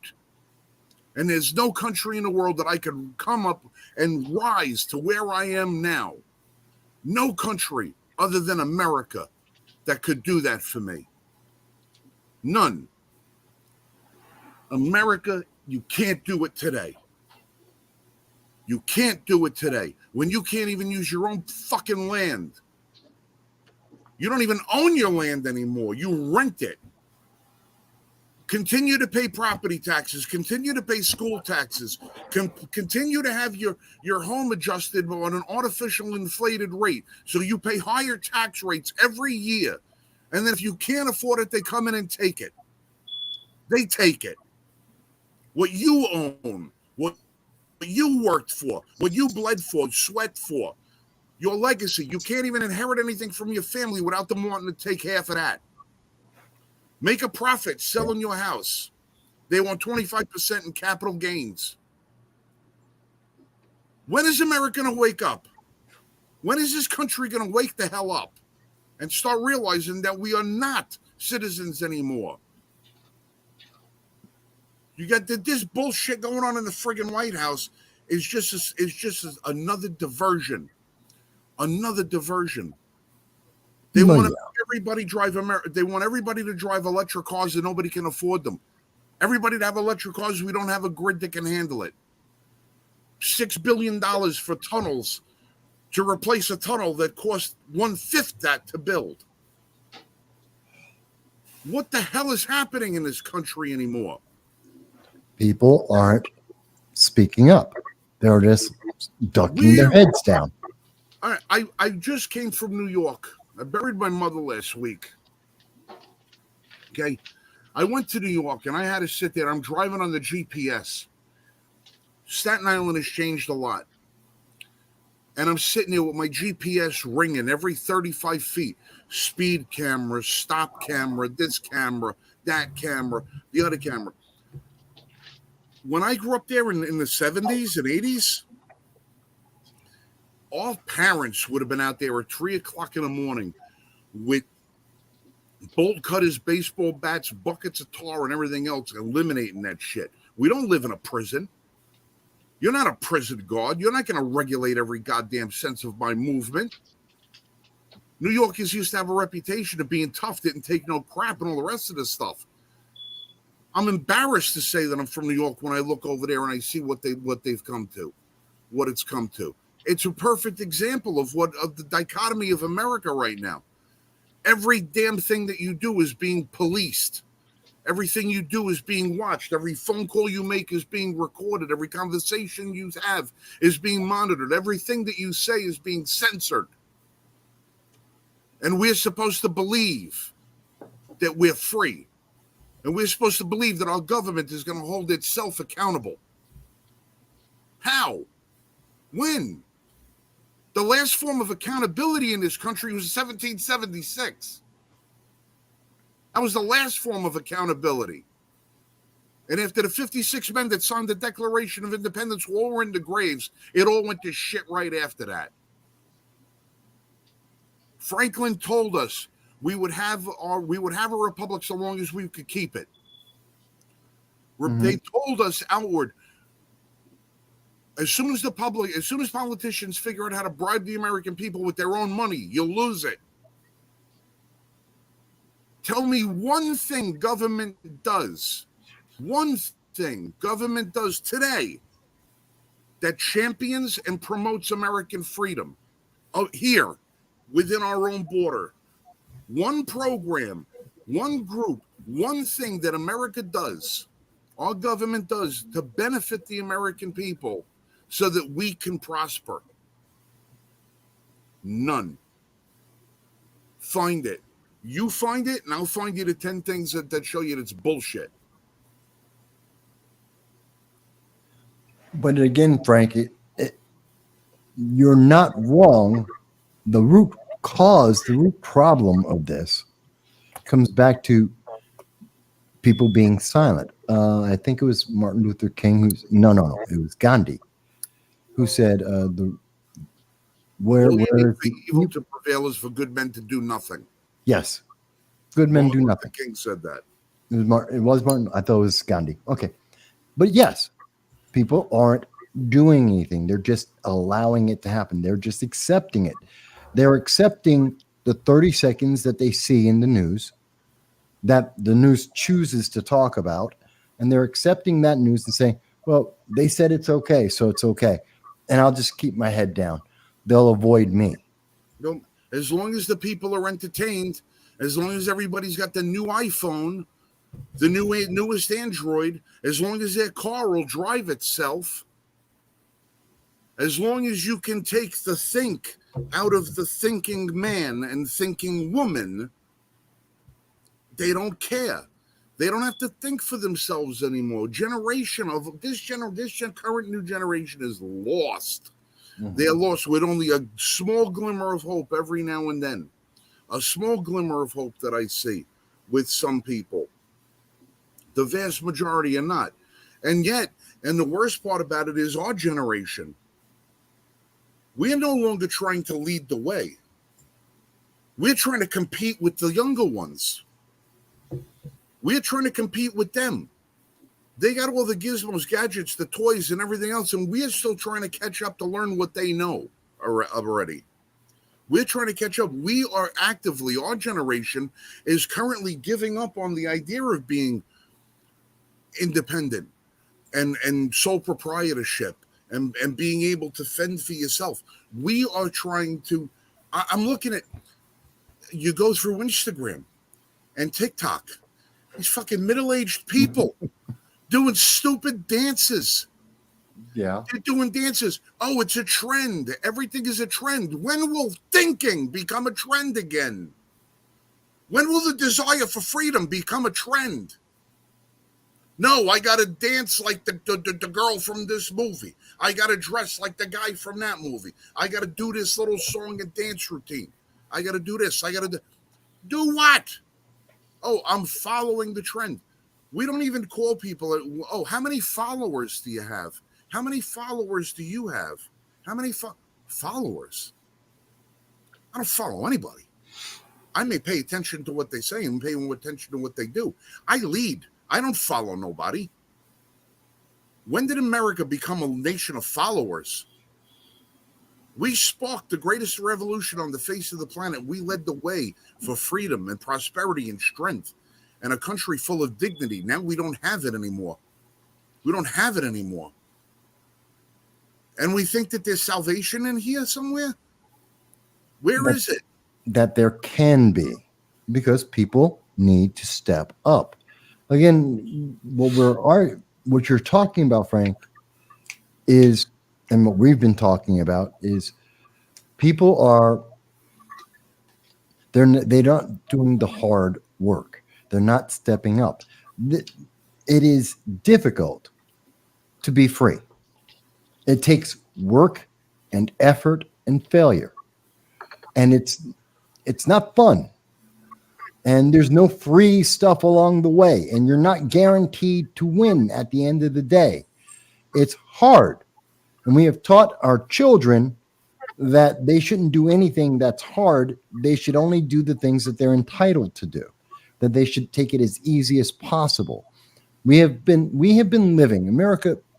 There's a saying that easy times make weak men, hard times make hard men. And that's a true saying. We have been living through a time period since roughly the 19th century, the 1900s, where we have been in the greatest period of history. At this moment, this very moment, is the best time in the world to be alive. You have more, in general, people have more freedom and more higher quality of life and an extended period of life that has never been seen on the face of the earth before.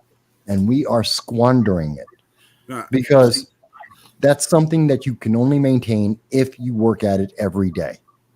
You see, that's the thing, though. You said we have access to more this, more that, and everything else. Yeah. We have access to more stuff. More knowledge, more information. More stuff. Not even knowledge and information, because that's all being policed and watered down and whitewashed.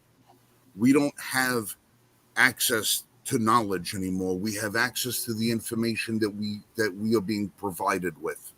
We don't have access.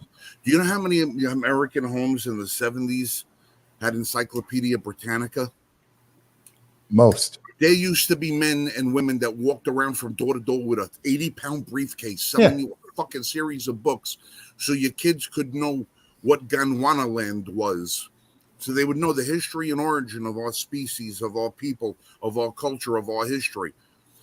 Mm-hmm. Go look at the definitions. Find an Encyclopedia Britannica from 1980 and look up any definition in there, and then look at what Merriam-Webster's has to say about it today. Our definitions are watered down. We have access to information. We don't have access to knowledge. There are two different things. That's why the television is called programming. Well, yeah, it was We always have information to it. We don't have access to more freedom. We have access to more illusion. Because freedom in our country today is 35 types of bottled water. Freedom in our country is 17 different varieties of deodorant, 400 varieties of cereal. We have two companies that control our media. Two. We have a uniparty in government. Democrat and Republic, they're the same now. They control the government. We don't have access to those freedoms. They're throwing people in jail because they stood at a protest, because they stood at their child's school board meeting. They're investigating people, labeling them terrorists. Where is the freedom that we have access to? The only freedom you have access to these days is to stand out in the middle of the woods in publicly owned land and have a conversation to yourself because your fucking Alexa device doesn't hear you out there. But leave your phone home when you do it. Leave your phone home when you do it. How many times have you spoken to somebody about something and then all of a sudden, there it is on your Amazon wish list. There it is being advertised on Facebook or on Twitter or anything else. You were being policed and monitored 24 hours a day, everything that we say and everything that we do. You don't even get to go through a toll plaza anymore because they take pictures of your car to see who's going where and with what and with when. They track you with your phone. Now we have the smartwatches they're tracking you with. They track you with your computer. We have given up so much. That's the key. And Jen, you jump in here. I know you're typing as well, but we did it for the illusion of freedom. I understand what brought us to this point. Conveniences. I understand. Free stuff, easy life. It's not that hard. We'll just enjoy the fruit of the labor of everyone for the last couple hundred years that allowed us to get to where we are today. And that's my point. Because you're not wrong. We are losing everything. We are giving it away. We are allowing it to be taken from us.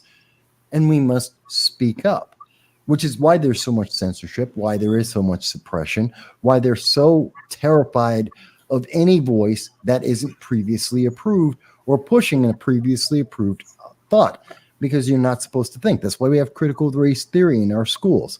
That's why there's 125 genders.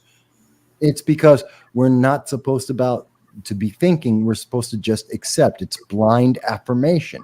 You have to affirm children cutting off their genitals. You have to agree because the UN said that minors can consent to having sex with adults.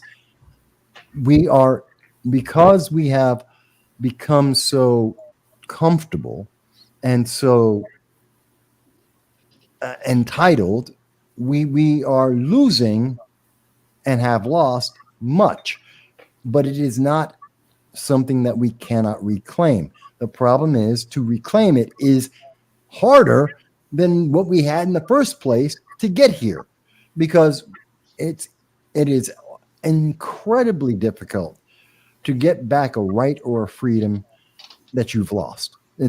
Many would say it's impossible. Well, that's what they say. I mean, when you say we need to speak out, yeah, to who? To everyone, to our neighbors, to our friends and family, and we have to get them to vote and be active. It's not enough just to say it; it has to be followed with action. Because it's clear we can speak to our politicians, but they're no longer our representatives; they're our leaders. No, screw them. They're not. And we can't talk to them because unless you're coming with a check in hand, unless you got a check in your hand, you don't matter. You don't matter. You got to have at least 5 digits and a comma in order to matter to a politician. No, because in my experience with many political campaigns, many elected officials, what they're terrified of is 100 people on Twitter or Facebook or YouTube all saying the same thing. They're terrified of 1,000 people speaking up or showing up at an event and holding them accountable. They're terrified of that because that's their power on the line. You want to know why January 6th has been such a big deal? It wasn't because Congress was stormed. No, it's just shut people up. No. It was because politicians were confronted. And they are literally saying, you can't do this. If you do, we will bury you under the jail. Well, it's like Jan just said. I agree with her. The result has been shut up, obey, or we will come after you. They've got 987 people that they've come after, and they're threatening another 1,000 more to follow. And it's all about, we're going to punish you. How dare you? And overwhelmingly, 73% of everybody there has been charged with nothing more than trespassing. That's it. That's the biggest crime 73% have got. A lot of them who haven't been prosecuted are still in jail. Their rights 2 years plus stomped on. They monitor their conversations with their lawyers. Yeah, they've been held for at least, many of them have been held somewhere between 11 months to 2 years. We're talking about roughly 300 individuals at this point. And that's, again, that's something that the news is there. We know this. The evidence is out there, but people aren't looking it up. They're not making the effort, and they're not following that effort up with having the conversation. I know I've talked to people like Matt Brainerd. I've talked to several of the organizations that are following this and talking about these Americans who are essentially, they're nothing more than political prisoners at this point. I mean, think about it. Jacob Chansley, whether people like him or not, he was escorted throughout the halls of Congress until he went on the floor of Congress, said the wrong thing, according to some political ideologies, and then he was held in jail for 11 months, convicted, and then we find out only after he's been convicted, only after he's been in jail for 11 months and has to face 41 months of government oppression. Only then do we find out that there's 40,000 hours of video that tells us he was escorted throughout, that he never committed any crime. The only thing you could really say is he was maybe trespassing, but that's even hard to say when he passes by 9 police officers, all of them waving at him, saying, "Hey, how you doing? I hope you're doing a great day. Go down that way. Yeah, and follow us. We're going to escort you there." Yeah, and AOC did the same thing that Jacob Chansley did. She's lauded as a hero. He's demonized, and they only get to do that because the majority of people aren't even having the conversation. They don't even want to even look at the conversation. They're willing to just accept that 30 seconds on the news, he's convicted, he must be guilty. It's ridiculous. It's ridiculous. It's because people need to not just have the conversation, but then follow it up with action. Vote people out of office, get better people in office, complain to your politicians, hold them accountable. Don't reelect them when they screw up. I don't care who else is in the race. Pick someone else. We have to do that. We have to reassert ourselves, and we have to claw back all the freedoms we have given up. It is not impossible, but it is difficult. 695. That's how many people control this country. 695. You're talking about all of Congress. 535.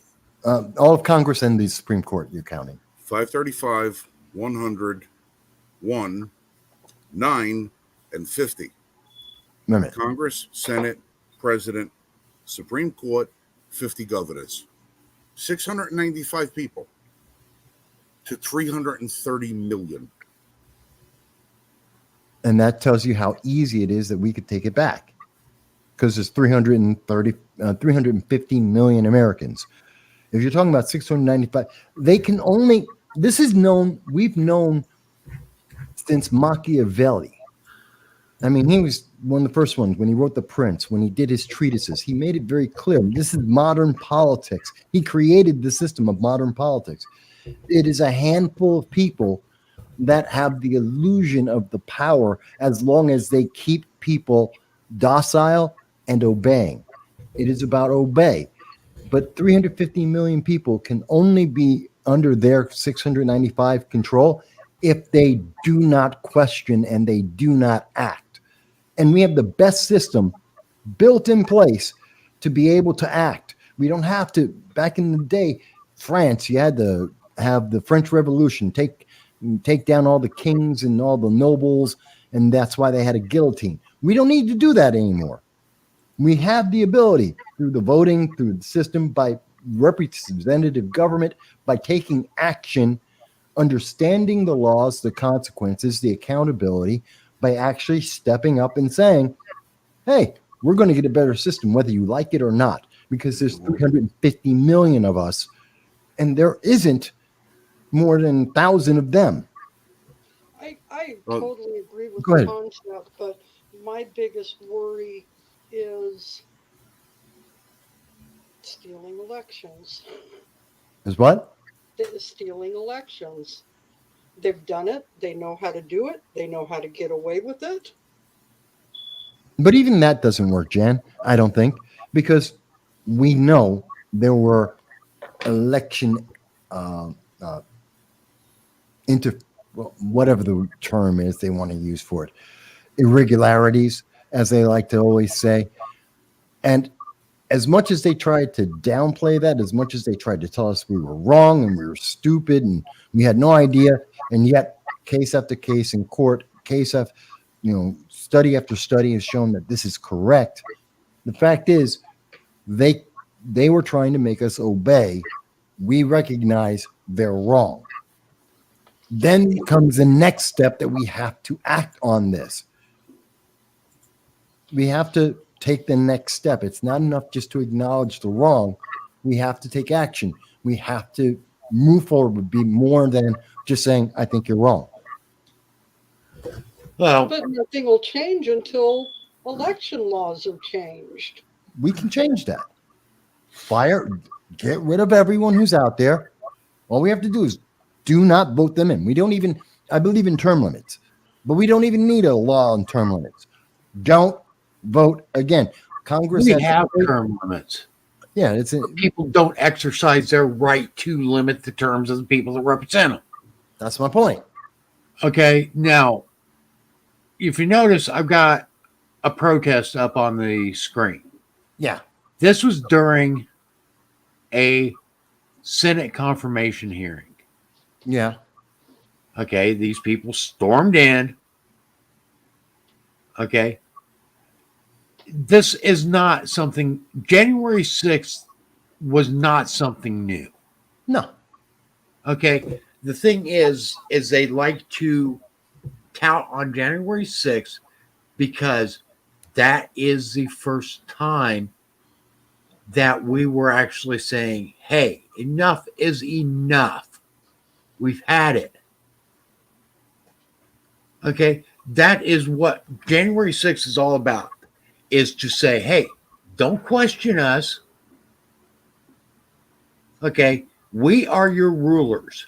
And if you dare to question us, we will bury you under the jail. 300,000 people without a party affiliation controlling what they were doing. Unlike, as you just showed, Code Pink or BLM or Antifa or AOC. Well, Individual New York. Yeah, go ahead. You know what makes me laugh about January 6th? Oh, this is the worst thing that happened to the people's house since it was burned in this. Why do they bring up? Why do they never bring up the Weather Underground? Yeah, that's what I was just getting ready to say. It was 1971 that the Weather Underground set off bombs on the Senate side. Yep. Causing hundreds of thousands of dollars worth of damage over there. You never hear that. You never hear that. You never hear that the leader of the Weather Underground is Obama's mentor, Bill Ayers. Yeah. You don't ever hear his name is Bill Ayers. Yeah, Bill Ayers and Bernadine Dawn, his wife at the time, the two founders of the Weather Underground. He launched his political career in their home. Yeah. But you don't hear that. You don't hear that. Well, 695. Yeah, but the information's out there. People just need to look. People need to do the homework. They need to do the work, and then they need to act on it. No. You can't simply just obey. Well, I don't freaking obey anybody's bullshit. I do what the hell I want. I'm sorry about my rant. I was off last week. No, I get it. Last week was a bad week for me. When I was here with you guys with the show, I wasn't in my frame of mind that I usually am, so I'm making up for a little bit of that. But I'm just the duty of a parent is to leave their child a world that's better than the world that they inherited from theirs. And my mother was born in 1937, and she lived through an awful lot. It's a lot of history. An awful lot that my mom lived through. And when I think about 1937 and I think about now, I think to myself, yeah, we got a lot more creature comforts than my mom did living on Mulberry and Grand my grandfather had to rent 3 stories of an apartment building so that each of the kids had a room, because my mother was one of 17 kids. And they had no air conditioner. They didn't have a refrigerator. They didn't have a TV. They didn't have a telephone. They didn't have any of that stuff. But I got a box in my kitchen of photographs from when my mother was a baby. All my family photos. And the one thing I see in every one of those family photos, and I'm talking about hundreds, I could fill up milk crates with the photos I have. They didn't have it easier. They didn't have it better. They didn't have more of all this elaborate crap that we got. But they had a lot more freedom. They did. And they seem to have the one thing that we don't have right now, and that's an awful lot of happy. Because every one of those photographs that I see of my, I have photographs of my mother playing on what we call Tar Beach. If you're from New York, you know where Tar Beach is. Tar Beach is the flat roof on the apartment buildings that all the kids go up and play on in the summertime. It's where the families had the barbecues, And I got pictures. Their building was 5 stories high on Mulberry Street. Every one of those pictures, every one of those kids, all smiles, all having a good time, all laughing. And they interacted with one another, and there was a family unit, and everybody in the community was a family. The community was a family too. And my father used to tell me stories about when he was a kid. If he got yelled at by somebody's parent, that somebody's parent would spank him, and then he'd go home, tell his father he got spanked, and his father spanked him for getting spanked by the neighbor. There was a sense of community. Now there's such a disconnect with everybody, and I don't know how we get back from that. I don't know how we get back from that. I don't know how we reach back out to let the 330 million people realize that we're not. Government is the SETI eel in Chekhov's ear in Wrath of Khan. It's this teeny tiny little minuscule thing that could control one entire person. And we have 695 people that are controlling the lives, the destiny, and the happiness of 330 million of us. Somehow those proportions don't seem right to me. They don't seem right to me. It might have been right in days when our representatives were parts of our community and they knew what our communities needed. They knew what was best for the community because the people told them and they listened. Now they only want to do what's best for them. One of the first shows that we did when we started this up, we talked about lost amendments of the Constitution. Okay. And we talked about how originally the Bill of Rights was not 10 amendments, it was actually 12. And one of those amendments was the Congressional Apportionment Amendment. Yeah. Okay. That's what we need. Okay. This is still active. The Congressional Apportionment Amendment can still be ratified today. Now, there are some claims that it's already been ratified. Even so, even if it has been, okay, it's not on the books. So, what we do, and we can do it, is we got to start pushing for our state legislatures to ratify that amendment. Okay? It only takes 3/4 of the states to amend an amendment. Now, once a state ratifies an amendment, it cannot withdraw its ratification.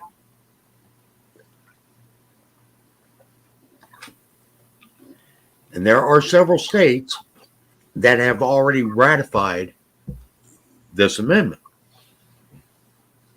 We just have to get the rest of them to do so. No, I think at that time, I knew exactly how many states had already ratified it. And the thing is we we can do it. Okay. You put Yeah. pressure on your legislatures. Well, Mark Meckler is working on something aligned to that could work with that is the Convention of States, which he's thinking maybe another 2 years before it can actually come through. But that's Now, another the means. Convention of States is actually really close. Okay. It Yeah, takes there's some- 39 states to call it. Yeah, and Mark Meckler was recently saying that he thought it's about 2 years away before we have the Convention of States. Most recently, he said that about 3 months ago. We have to be careful with the Convention of States. And I've also addressed that too. Yeah. On this show. Okay. In some ways I think it's needed. But we have to be very, very wary about what can happen in a Convention of States. And this is tantamount, and everyone needs to understand this. The only Convention of States to ever be held in the United States resulted in the governing document being abandoned and a new governing document being created. You mean from the Confederation of States going to the Constitution? Going from the Articles of Confederation to the Constitution. Mhm. That is the only time we've ever had a Convention of States. And that was the outcome of it. So we have to be mindful that a similar outcome could occur with a new Convention of States.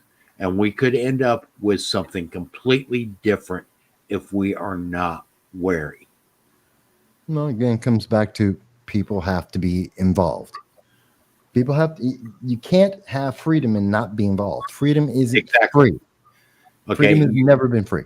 And as I've said many times, you can't have a government of the people, by the people, for the people if the people refuse to be involved. People they got to step up. You can't just sit back and say, "Well, not me. I don't want to be the one." Because you Now, are. we have these discussions all the time.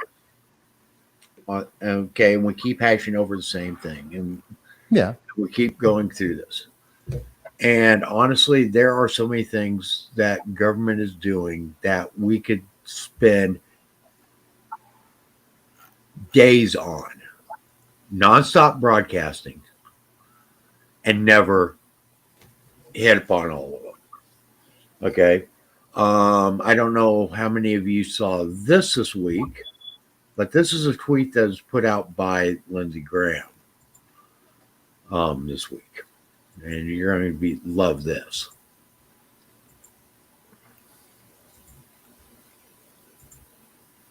You're so quiet today, Jan.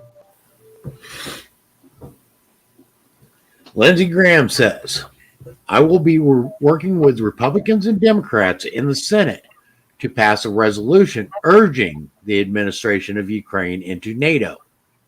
Oh, God, that again. Yes. The best way to prevent future wars and promote peace is to create security guarantees that make the aggressor nations think twice before starting wars. Ukrainian NATO membership is vital to the future security of Europe and the world. I believe there is an overwhelming majority of senators supporting this position. No. Okay. Michael, we've discussed the problems of Ukraine becoming a member of NATO. And there are many. This episode. Okay, on previous episodes. And like you said, there are huge numbers. And the thing is, I'm not sure how it works if a country is at war joining NATO, if NATO is obligated to enter that war on their behalf or not. I believe under Article 5, depending on how you want to interpret it, and here's the key, it's how they look at it.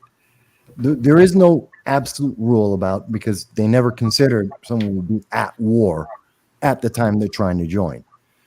But depending on how you want to interpret Article 5, yes, we would be instantly at war. That, The argument can be made. that would totally explain why I saw an article tonight before we went live that stated that Ukraine expects invitation to join NATO. Yeah, because they're corrupt and they've got goods on people. They were corrupt before the war. They're corrupt during the war.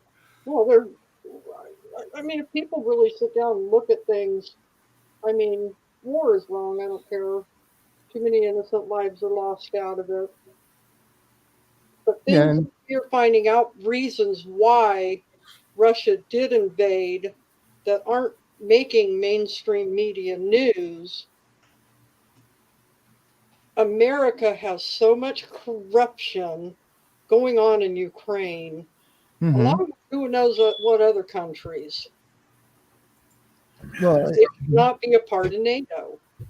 well, once we start down the road of corruption, it only becomes more corrupt. It becomes more autocratic.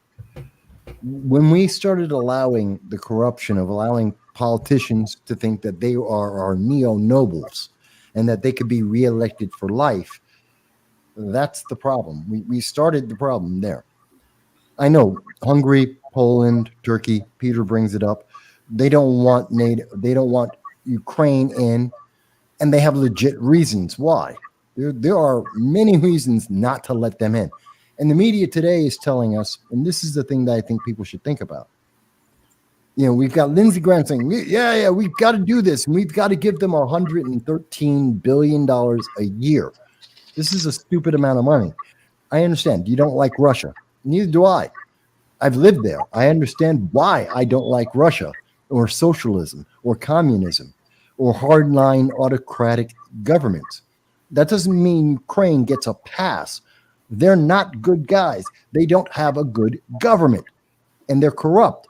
And if we just allow a snowball effect of these politicians like Lindsey Graham to say, no, we're just going to accept this and keep on going, we will only be in a worse position. It does not benefit us. We're never getting the money back. We're not going to improve NATO. We're not going to create world peace. We will create more world tensions. We're not thinking this through because they are pushing it fast and furious so that we don't take a pause and think about what's happening. I mean, if you listen to news media, you would think that Ukraine is winning this thing hands down. They're losing. They've been losing. They lost 5% of all the tanks that we sent to them in a single battle in 20 minutes. We're not winning. The media wants you to think that that's propaganda. Oh, okay. And like you said, Ukraine's not winning. If they were winning, the U.S. would not be getting ready to send cluster munitions. Yeah. Okay. Which is illegal in most parts of the world. Actually, there are conventions ongoing right now trying to ban cluster munitions from warfare. Okay, just like they banned chemical weapons. The Geneva Convention bans chemical weapons, but America is funding chemical weapon development, which gave us freaking COVID. Yes. Mm-hmm.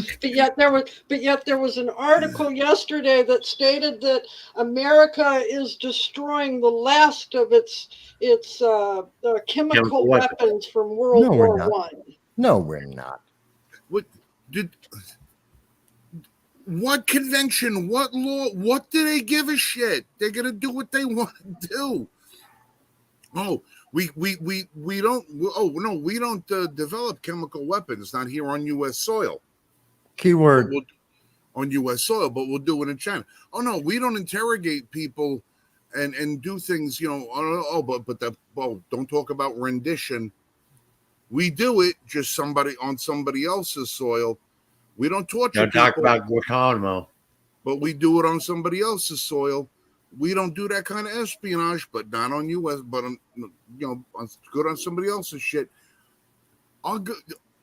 Who are they making the rules for, except to cover their own asses and say, "Oh, Yeah. we don't do this and we don't do that." I don't vote. I never voted for pork. Look at all the pork I brought home for you. It's a shell game. It's always been a speaking shell of game. pork, we lost Frank. No, I'm here. It's I'm here. camera catching up. Okay. I'm thinking faster than my camera can keep up. While you're Speaking of pork, looking that up, did you guys see in Michigan they are fighting a law that they want to change so that they can make gun-free zones? Apparently, there's a law in Michigan against gun-free zones. Good. The leaders now want to change it. It's, you know what? The easiest thing about to look at gun-free zones, when have they ever worked? Why do we want more of them if they have never okay, worked? I want to pause this conversation because I want to go back to pork. Okay. Okay. Because I've also got some other guns related stuff, and this will all tie into that. I only got one thing to go, and then I got to get the hell out of here. Yeah. Okay. So, speaking of pork, how many of you have heard of the $6.9 billion that was just awarded to New York City for the Hudson Tunnel? Yeah, I saw an article on that. Okay. Now, we've had this discussion before that Congress is allowed to spend money for common defense and the general welfare of the nation. This applies to none of that. No. Okay. So I will pull up. This is a fact sheet from Biden-Harris administration Oh, of course. about this project. Okay. Now, mind you, we've already spent a ton of money on this. Oh, we constantly are spending money on the tunnels and bridges in New York. Okay. No, this one in particular. Yes, it is the biggest payout ever, Peter. So, today, the Biden-Harris administration announced it's advancing the Gateway Hudson River Tunnel project to the next phase in the Federal Transit Administration's Capital Investment Grants program. Okay. At the end of this paragraph, I want you to notice the project is long overdue investment to construct a new Hudson River Tunnel between New York, New Jersey, and rehabilitate the 110-year-old rail tunnel that carries how many passengers a day? 200,000 passenger trips per day. Okay. So 200,000 passenger trips per day. Yep. Is that anywhere near 330 million? Of course not. Okay. Will this investment benefit somebody living in Bozeman, Montana? Of course not. So how can this be classified as general welfare? Because Democrats want to win in 2024. And that it's New York and New Jersey, two of the biggest bluer than blue strongholds that they need to maintain. Okay. Now, the cost of this project is over $17 billion. Mm-hmm. Okay. In February 2021, the U.S. Department of Transportation reversed the Trump administration policy decision that limited the treatment of federal loans as local matching funds for capital investment grants. The policy had blocked the Hudson River Tunnel project from being considered for a CIG grant agreement. The department restored the earlier policy since federal loans would be repaid by state and local revenue. Okay, they are considered to be local matching funds. May 2021, the Federal Rail Administration and the FTA jointly issued the final environmental impact statement. Okay, the permitting process was initiated in May 2016, 5 years prior, but was delayed during the Trump administration. On January 20th, 2022, FTA updated the CIG rating for the Hudson River Tunnel project to medium high after project sponsors improved it. A project needs to be rated medium or better to qualify for approval into the engineering phase of the CIG program. The project had previously been rated medium low by the Trump administration, blocking it from progressing. Late January 2023, Biden announced a $292 million mega grant to Amtrak for Hudson Yards concrete casing section 3, part of the $649 million early phase of the project. Uh-huh. So right there is already to almost $300 million. Okay, in 2023. May 2023, the fiscal year 2024 presidential budget included the Gateway Hudson River Tunnel project on its list of projects recommended for CIG. Funding, based on the expectation the project will complete all the necessary steps in the engineering phase and be ready to receive full funding grant agreement by fiscal year 2024. Last week, GDC was ordered $25 million from the U.S. Department of Transportation's Rebuilding America's Infrastructure with Sustainability and Equity program for the Tonnelle Avenue Bridge and utility relocation project in North Bergen, New Jersey, which will be the opening of the tunnel on the New Jersey side. Okay. The overall Hudson Gateway Tunnel project is $17.18 billion. Okay. They claim that it will result in 72,000 direct and indirect jobs during the construction with union partnerships for job training. Yeah, that's fuzzy math there. Mm-hmm. But let's say it does. Okay. So now, people benefiting from this, 720,000 and 200,000 approximately. Not 720, 72,000. Yeah. Okay, so we are at 272,000 people that are going to benefit from this. Okay. The existing North River Tunnel is over 100 years old and opened for service in 1910 in the early 20th century standards. As the only passenger rail tunnel connecting New York and New Jersey and facilitates more than 200,000 passenger trips per weekday and more than 450 Amtrak and New Jersey transit trains servicing the New York Penn Station. Mm-hmm.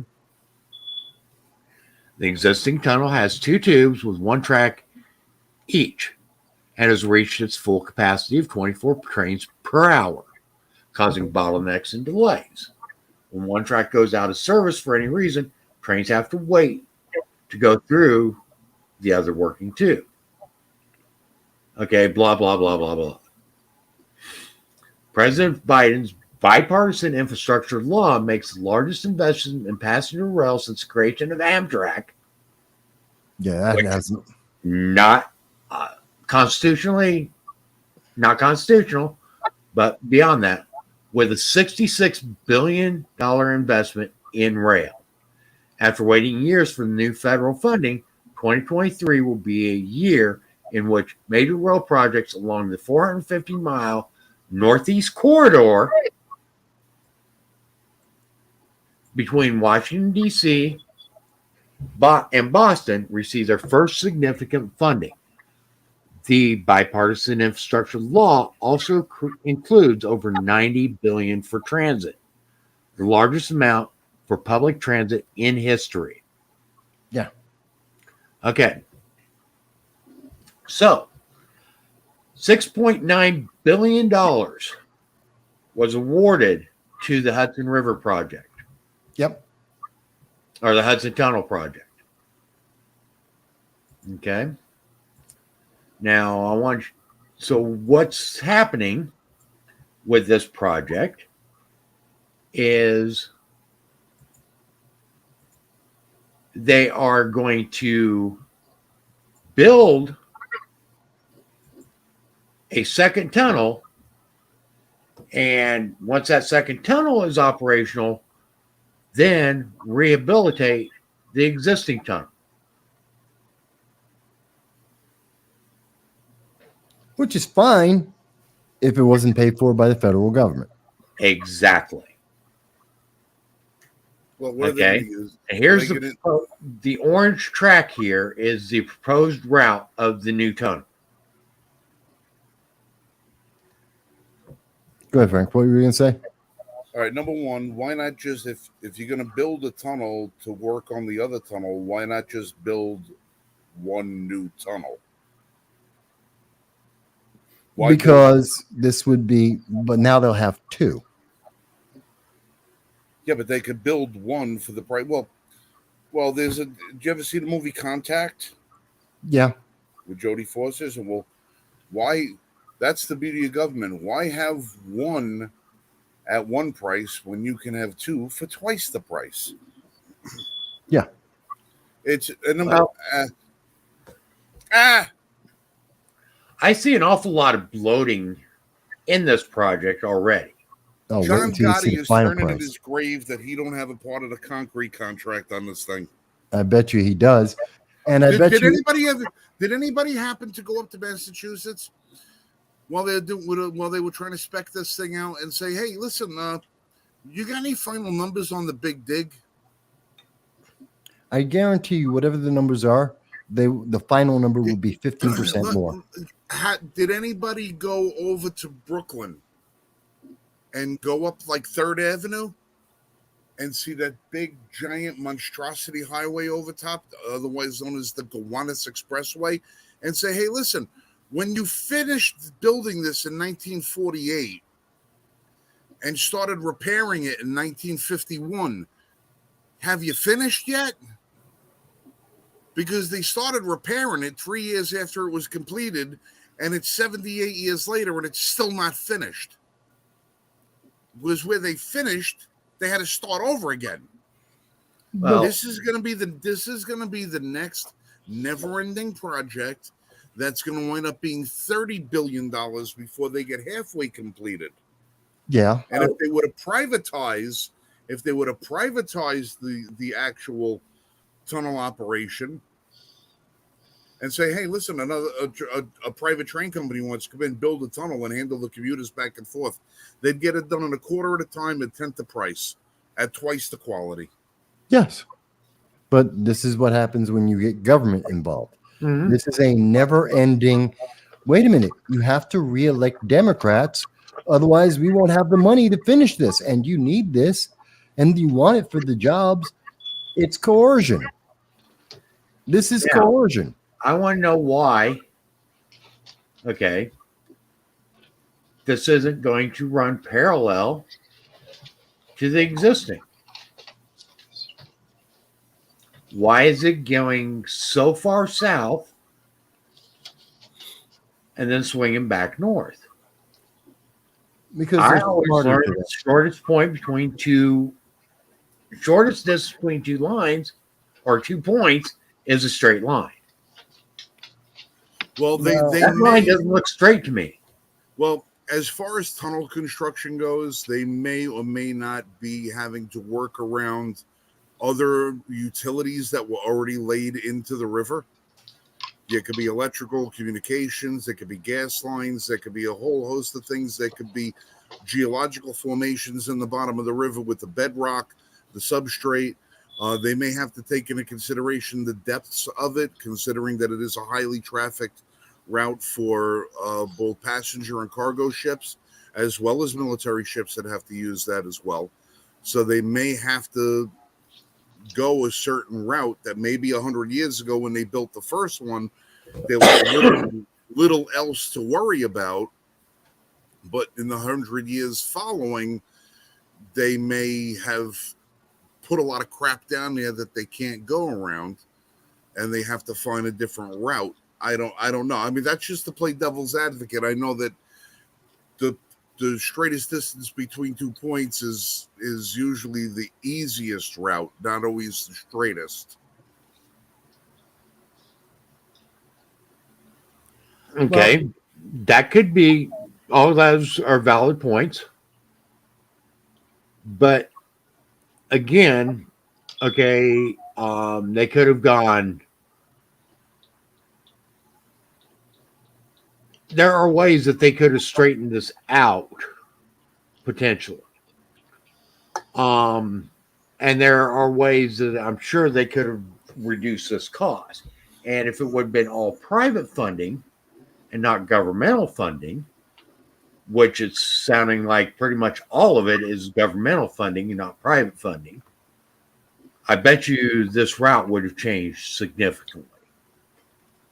Well, they could ask Elon what the best way to go about it. I'm sure he'd figure it out. Well, then again, I'm still pissed off because my family used to own the property on the far end of the George Washington Bridge where they put the embankments, and the government stole it from my family. So I'm actually owed quite a couple $100 million at this point. so I have a pet peeve about the government projects anyway. Well, here's to get an idea of what we're looking at here. If we're comparing it to, say, the English Channel, otherwise known as the Channel, yeah, connecting England to France, that cost about $4.65 billion. 4.65. Isn't it also 26 miles long? It's 23. Excuse me. No, correction. 30. It's totally 31 miles.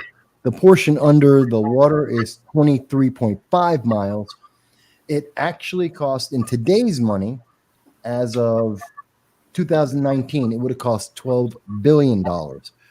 So we're spending almost as much money to go as a project to go not even about 1/10 the distance, connecting two different countries, and we're spending about the same amount. And by the way, that's 80% over.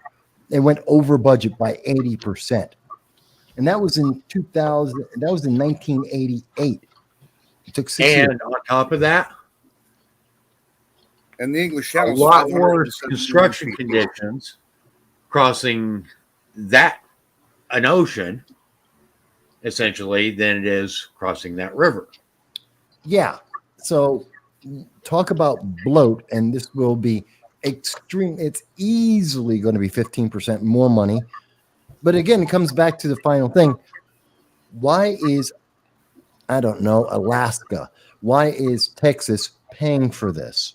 Right. They shouldn't be. They have no reason to. New York and New Jersey, if it's so vital to their business, should be able to fund it from New York and New Jersey.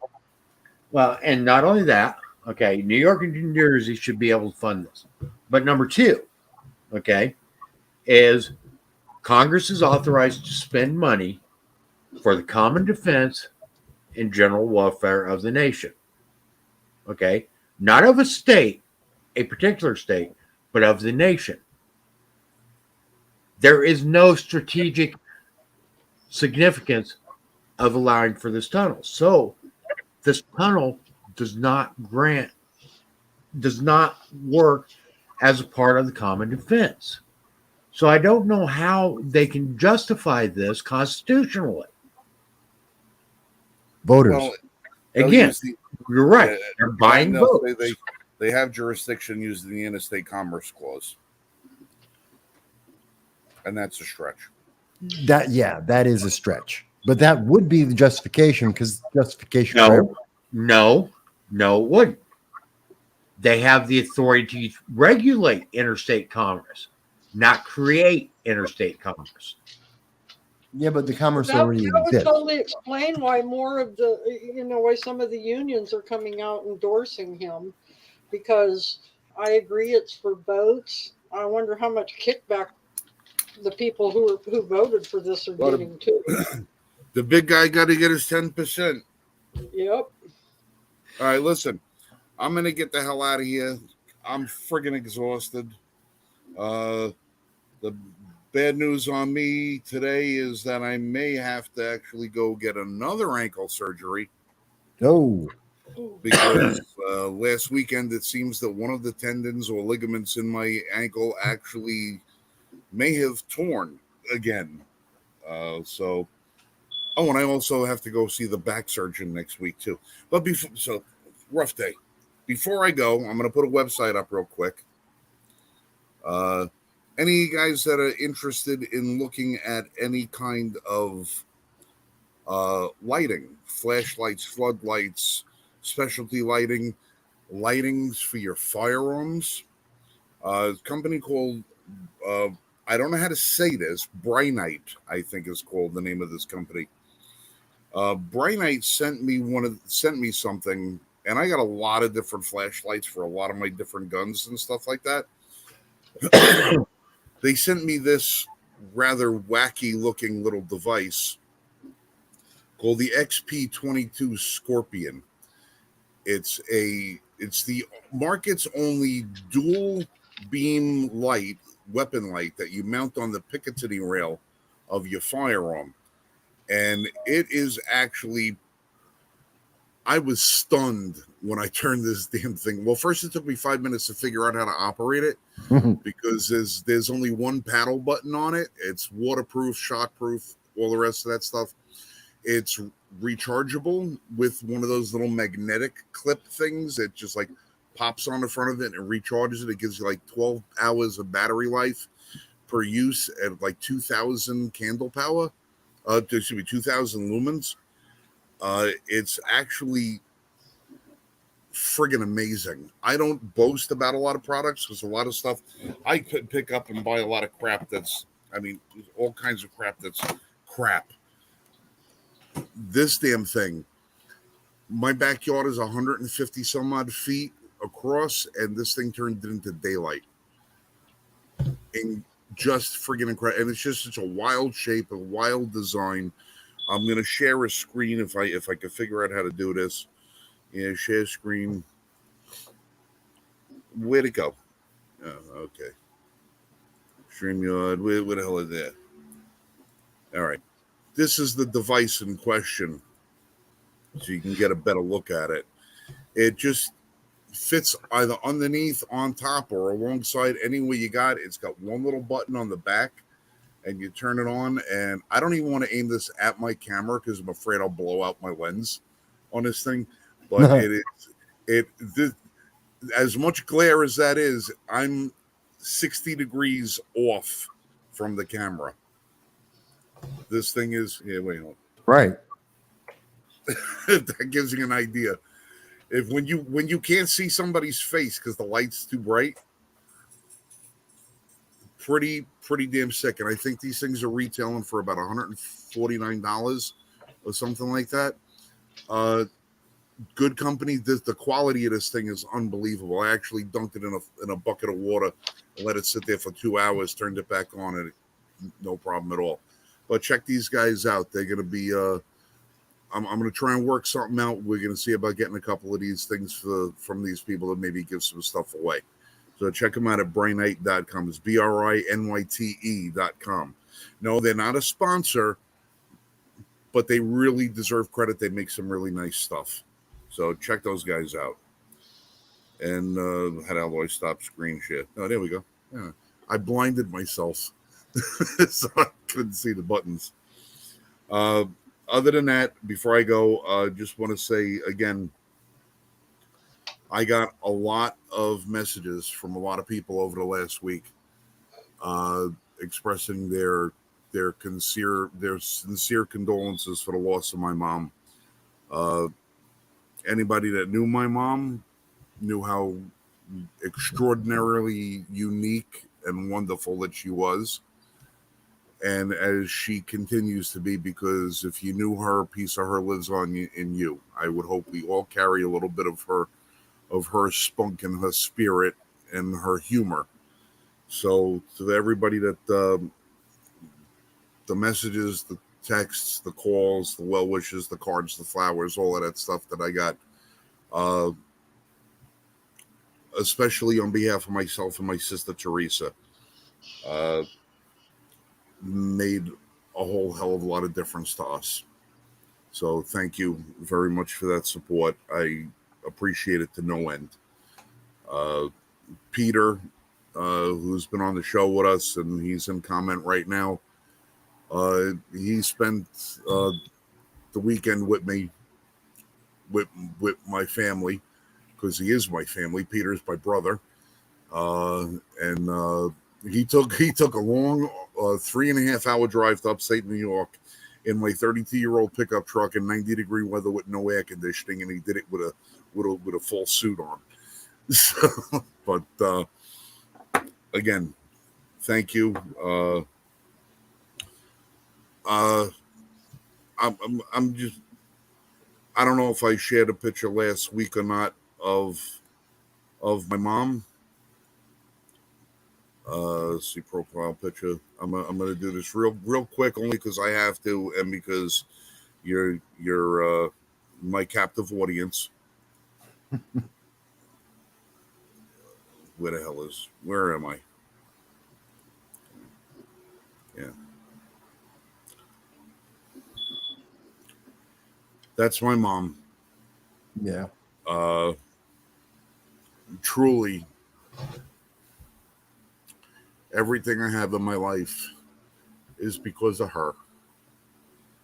And every day I spend, I just want to make her proud of me. And I know that she was very happy with the work I do with all of you.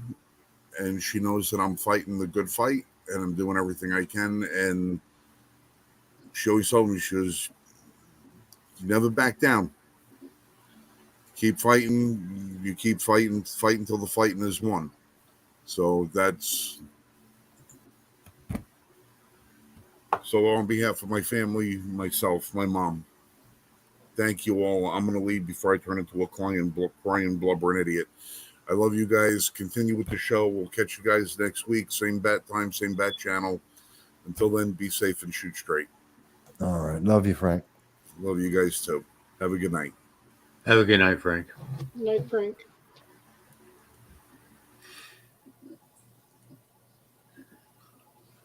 Okay, that's kind of hard to follow up. Yeah.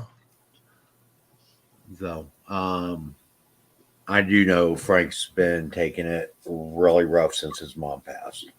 And I do appreciate the fact that he was on the show tonight. Yeah. And that also shows the amount of dedication he has to this nation, and to doing what is right and calling our government into account. Jan, you were bringing up a gun rights issue before I paused you and before Frank came out. So why don't you go ahead and pick that back up? Oh, well, I was just stating the fact that you have a government in a state that is trying to lift a law stating that you can't make no gun zones because no gun zones don't work. And it why? Well, as many people have pointed out, gun-free zones are target-rich zones. Yep. Okay, plain and simple. Gun-free zone is a target-rich environment. Criminals by nature go for their easiest targets. Okay. The lowest risk of getting caught or getting stopped is the way criminals think. That's what, okay. And actually, most people are risk averse. Okay. We, by nature, we will try to avoid risk at any cost. Okay. Whether it's driving, whatever it is. Okay. If we can see a way of doing something that is provides the same results at less risk, we will do what is less risky. Criminals are the same nature. Okay. They weigh the risk versus reward. A person that's wanting to commit gun violence or violence is going to do so in an area where it is easiest for them to do so. We see this with domestic abuse, we see this with rape, etc., across the board. Okay? That's why the majority of mass shootings, mass murder occur in gun-free zones. You don't see a mass shooting happening at a rifle range. What a weird thing. Doesn't happen at gun stores either. Okay. So we need to take that into consideration when they're wanting to take away a law that prevents gun-free zones so that they can create gun-free zones. What are they actually doing? My opinion, and this is my opinion, but I'm sure there's others out there with a similar opinion, is they are putting the public at risk in those gun-free zones. It's about fear. If you increase the number of gun-free zones, knowing that historically, in all data that has been collected by the government and everyone else, especially all the anti-2A organizations, gun-free zones don't work. That is the data. It is empirical. So they know this. And why would they increase them? Because that would increase the crime. And if there's more crime, people will need more politicians. They will beg and scream and say, please do something. Not do the right thing, not do the effective thing, not do the efficient thing.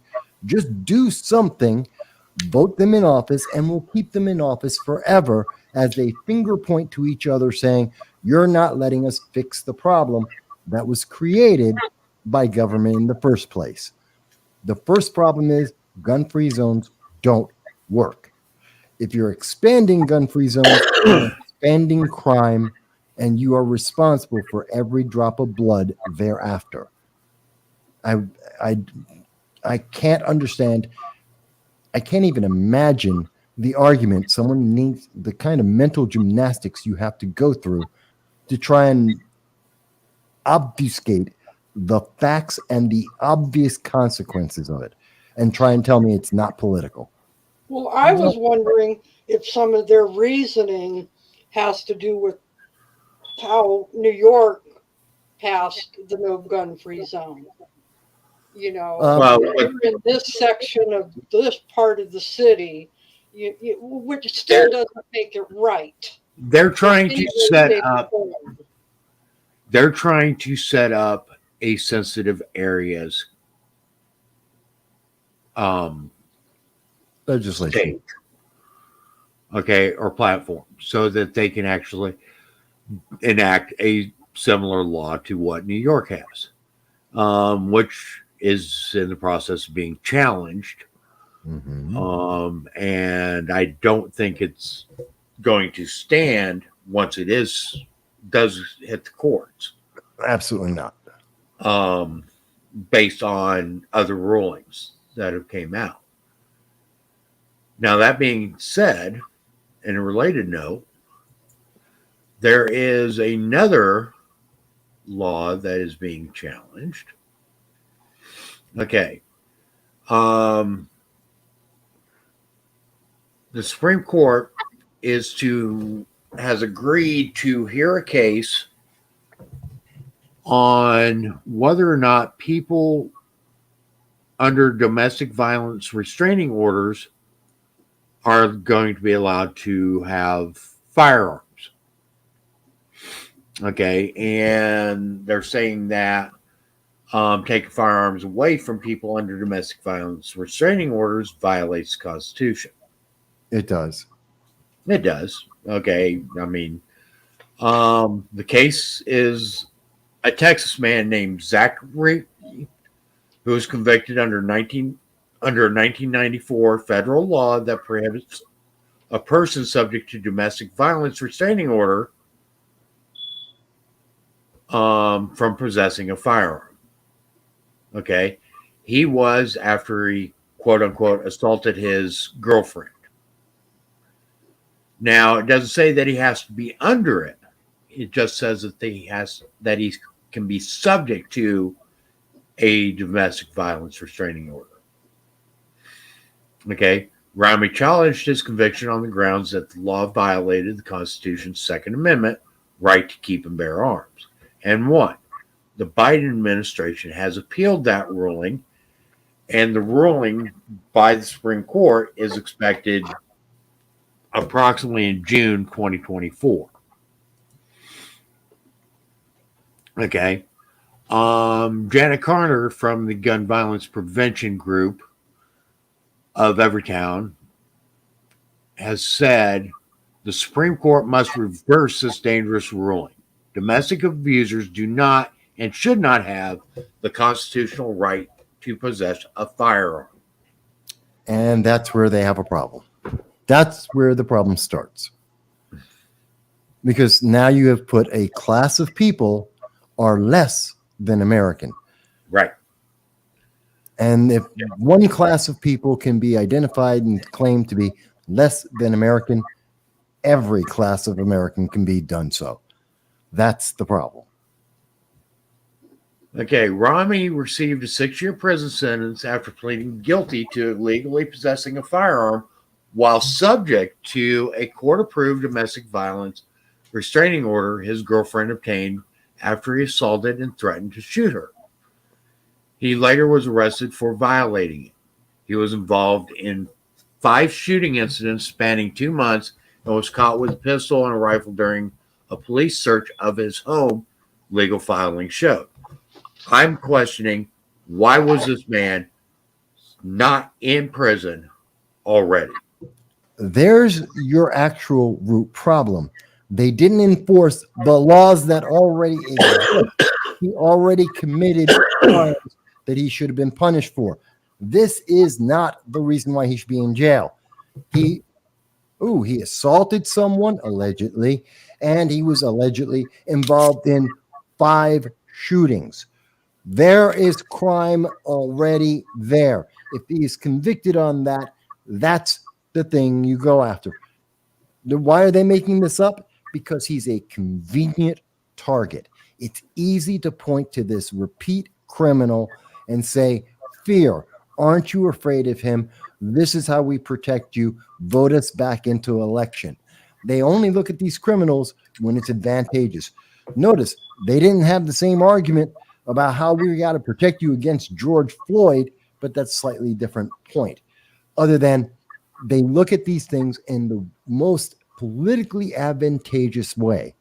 This guy is a criminal. They didn't enforce the law. Don't think about that. Therefore, we need a new law which will protect you, even though we already have laws that would have already applied. And this new law, by coincidence, just fits into a political ideology. Gee, I wonder why that was the thing that actually did it. It's all political. That's okay. A political play. Now, I love this statement here. In discussion about this, at Pepperdine University, Caruso School of Law professor Jacob Charles faulted the Bruin decision for eliminating the formal requirement that judge consider how effective a challenged law has been at preventing gun violence. Not a factor, not a constitutional factor, does not apply.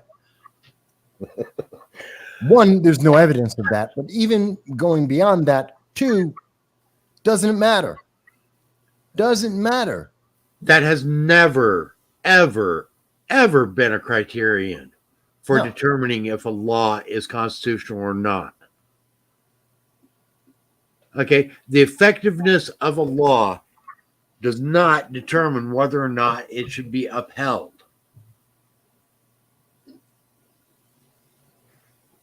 Again, this is all about because they don't care. It's they will throw any excuse up there. Aren't you afraid? Vote for us. This is pure politics. This is abuse of the public. Okay. Quote, we often think in terms of,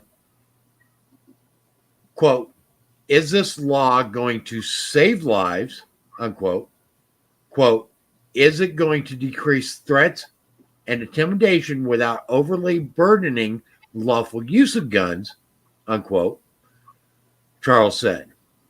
Quote, by removing these kinds of considerations, it makes constitutional law and the Second Amendment law in particular even more removed from the way that ordinary citizens think about constitutional protections. Okay, let's think about this for a second. I'm going to use this logic. I want people to think about this for a second.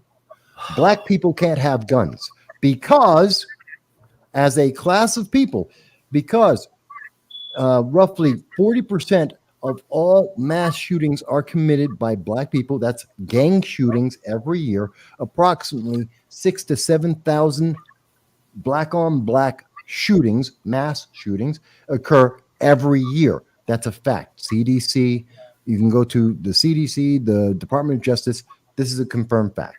Somewhere between 6,000 to 7,000 homicides of Black on Black individuals, and approximately 40% of all the mass shootings are happening because of these same gang shootings. So, since Black people are killing other Black people because of guns, as they like to put it, and if we're going to try and protect people, then Black people can't have guns, period. Will anyone agree with that? Will those same progressives say, oh, yes, we have to determine who gets a gun based on the color of their skin? I've given data that actually exists, real data, and it's their logic. And if you would say you cannot discriminate by the person's color of skin, that's a category. And therefore, you cannot say any other category. That's not the reason. Well, I want to, in particular, bring up a very specific phrase in this quote that I just did. Okay. Charles said, by removing these kinds of considerations, it makes constitutional law and Second Amendment law in particular even more removed from the way that ordinary citizens think about constitutional protections. In other words, this allows people to actually view constitutionally protected rights as actual rights. As opposed to given to them by the government. Exactly.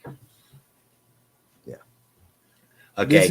In other words, well, you need to have a constitutional degree in order to be able to understand the Constitution, in order to be able to determine what your rights are that are protected by the Constitution. You know, I hate when people say you don't understand the Constitution because you're not a lawyer. The Constitution was written by a group, the smartest men in the world at their time, and they wrote it in plain English. They didn't write it in lawyerese. They didn't write it as a noble. They didn't write it in high English. They wrote it in common tongue so that every American could read it. Every person who could read it and understand it. It's not that they weren't smart enough to write it like an academic. They didn't want to. And They now they're trying wanted to say you people just to don't understand. understand and know Yeah. what the government was allowed to do and what it wasn't allowed to do. Because they wanted the people involved. Again, it is very hard to have a government of the people, by the people, for the people, when the people refuse to be involved. The first step to being involved is knowing the Constitution. That is the very first step. It's also Okay. rather, you know what? It's also rather insulting that they're thinking that people aren't smart enough to understand the Constitution as written. It is. It is very insulting. They've been saying that for decades. They've been trying to convince us of that for decades. People Well, keep that's rejecting the it. thing, is they're trying to convince us of that. And the honest truth is, in a single sitting, even a slow reader can read through the entire Constitution in less than 2 hours. Yeah, it's not that long. And more importantly, it's written in common English. Okay? It doesn't take much to read the Constitution. Okay?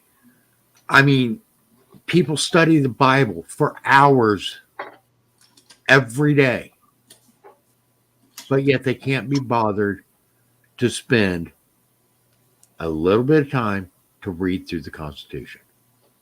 I got to pull it up. Okay, and this is not a hit on people that are religious, and it's not a hit on people that aren't religious. Okay? What I'm trying to point out is people will spend an entire day reading some romance novel, and they can't be bothered to spend a couple of hours reading through the Constitution. People don't read anymore. You're wrong. They're not reading romance novels. What they're doing is they're going on to streaming and watching whatever Netflix and Hulu is putting out there, the crap that's just reinforcing a progressive ideology, propaganda. Kindle But books are still a thing. But they'll still waste 2.5 hours watching something that they know is absolutely horrendous. Mm-hmm.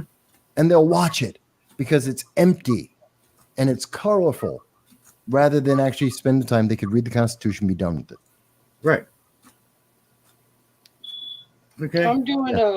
I just recently got a thing from the Heritage Foundation. Mm-hmm. I think I paid like $5 for it. But it's a guide that goes over the Constitution, and it's online, but it goes clause by clause analysis of the entire Constitution and each amendment, input from more than 1,000 or 100 constitutional scholars and legal experts, 475 pages reviewing what the Constitution actually says and how it applies today, and a copy of the Constitution and the documents that serve as its foundation. That's a good deal for $5. It's always interesting going back over it and reading it. And this, I got this because of the input from other people. I know I learn a lot listening to you, Marshall, talk about it. But I just figured, it's another way to learn what people are saying about what the Constitution. And I encourage that. I encourage that you learn from as many sources as you can find. Because honestly, at the end of the day, yeah, I understand the Constitution. I understand a lot about the Constitution, but I have my own prejudices, so to speak, on how I interpret the Constitution. Okay. And honestly, I try to do so unbiasedly as much as I can, but I'm human. I have my own biases, okay, from my culture, from the way I've been raised, etc. Things that I've been taught, things I've learned along the way. Okay, those create biases. So, depending on me to be your sole source for constitutional information and education is not a good thing. And I don't do that when I'm doing research, constitutional research or historical references, etc. I don't rely upon one source. No, everything should be multiple sources. Exactly. And I do advise on everything, no matter what it is, find as many sources as you can that pertain to what it is and go through them. Okay. But first and foremost, as far as the Constitution goes, first and foremost, you have to read the Constitution. Okay. Do that before anything else. Do that before trying to learn anything else about the Constitution. Because now you've got that in your brain. You know what it says. Okay. You're at least familiar with it. Then seek to understand the Constitution by various sources, like what Jan's just said, by what my commentary is on it. Chris Ann Hall does excellent commentary on the Constitution.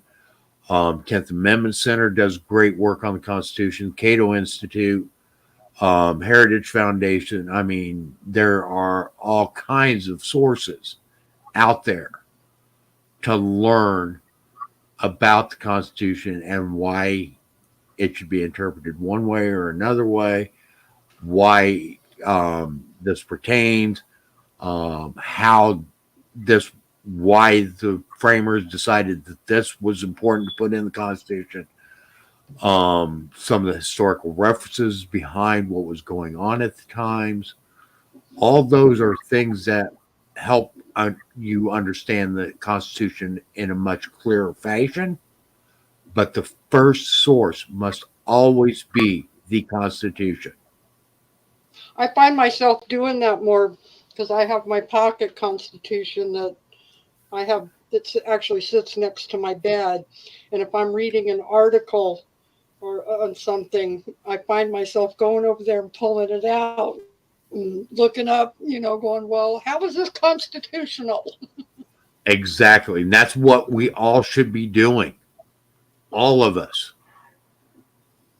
Okay. And if you can make an argument for something as being constitutional, then by all means present it. Okay. But also don't be afraid of somebody rebutting your argument. Okay. And then that's where the knowledge, like what Jan's going through with this Heritage Foundation thing. When you research and you listen, right now I'm currently in a book on the history of the early United States. Let me find it here real quick.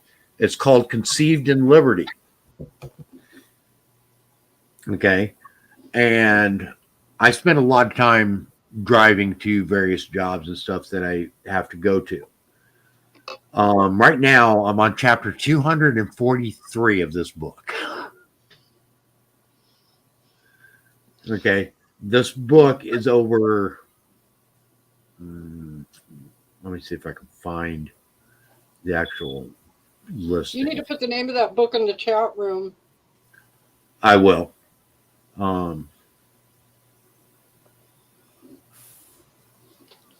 Mike, while you're doing that, let me just mention that I have to do an interview tomorrow with a national presidential candidate, and so I have to prep a little bit for that.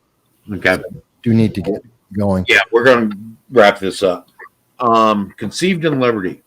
This book it's an audio book, and it's 80 hours and 21 minutes. Cool.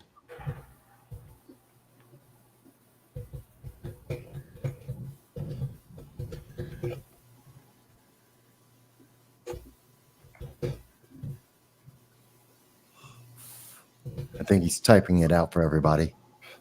Yes.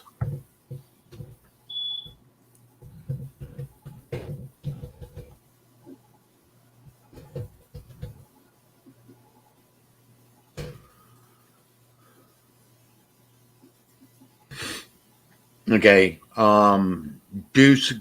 Highly suggest reading it, listening to it, whatever. And yes, that's a lot of time to devote to one source, but there's a lot of information in it.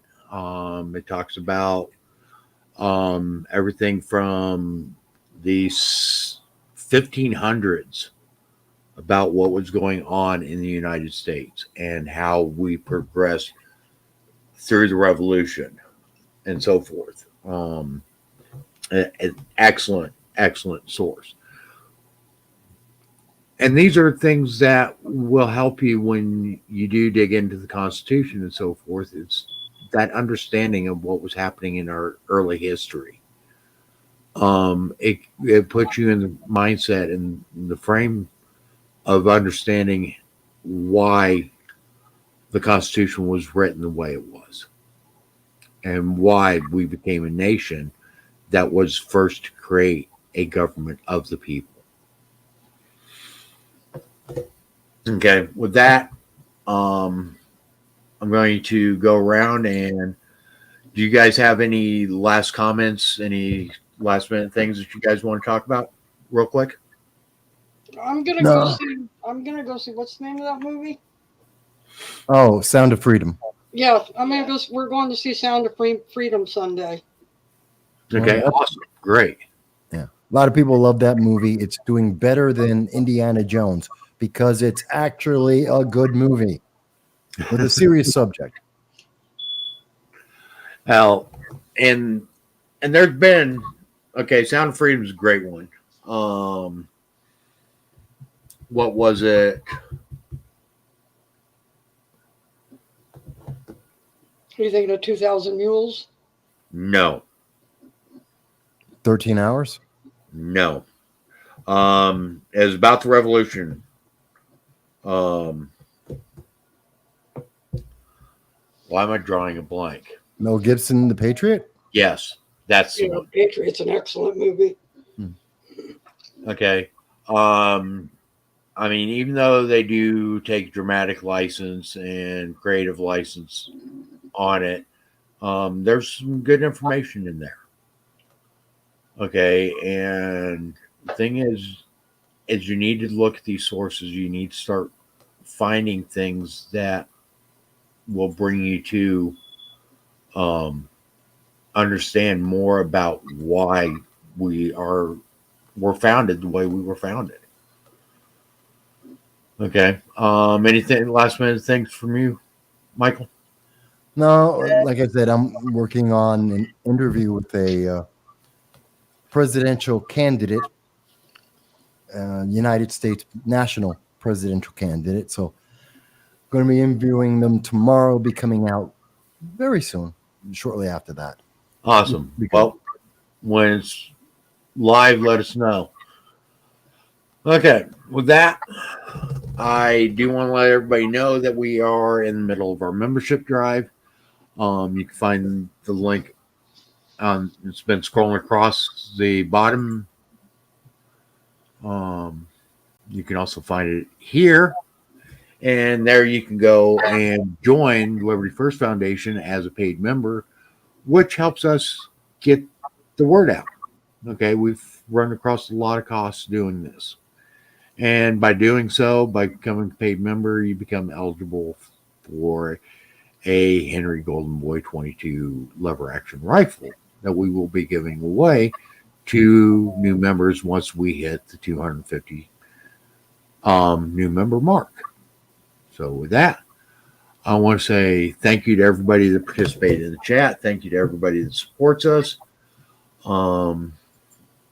Without you, we couldn't do this. Okay. We are here because it's a passion of ours and we want to right this nation.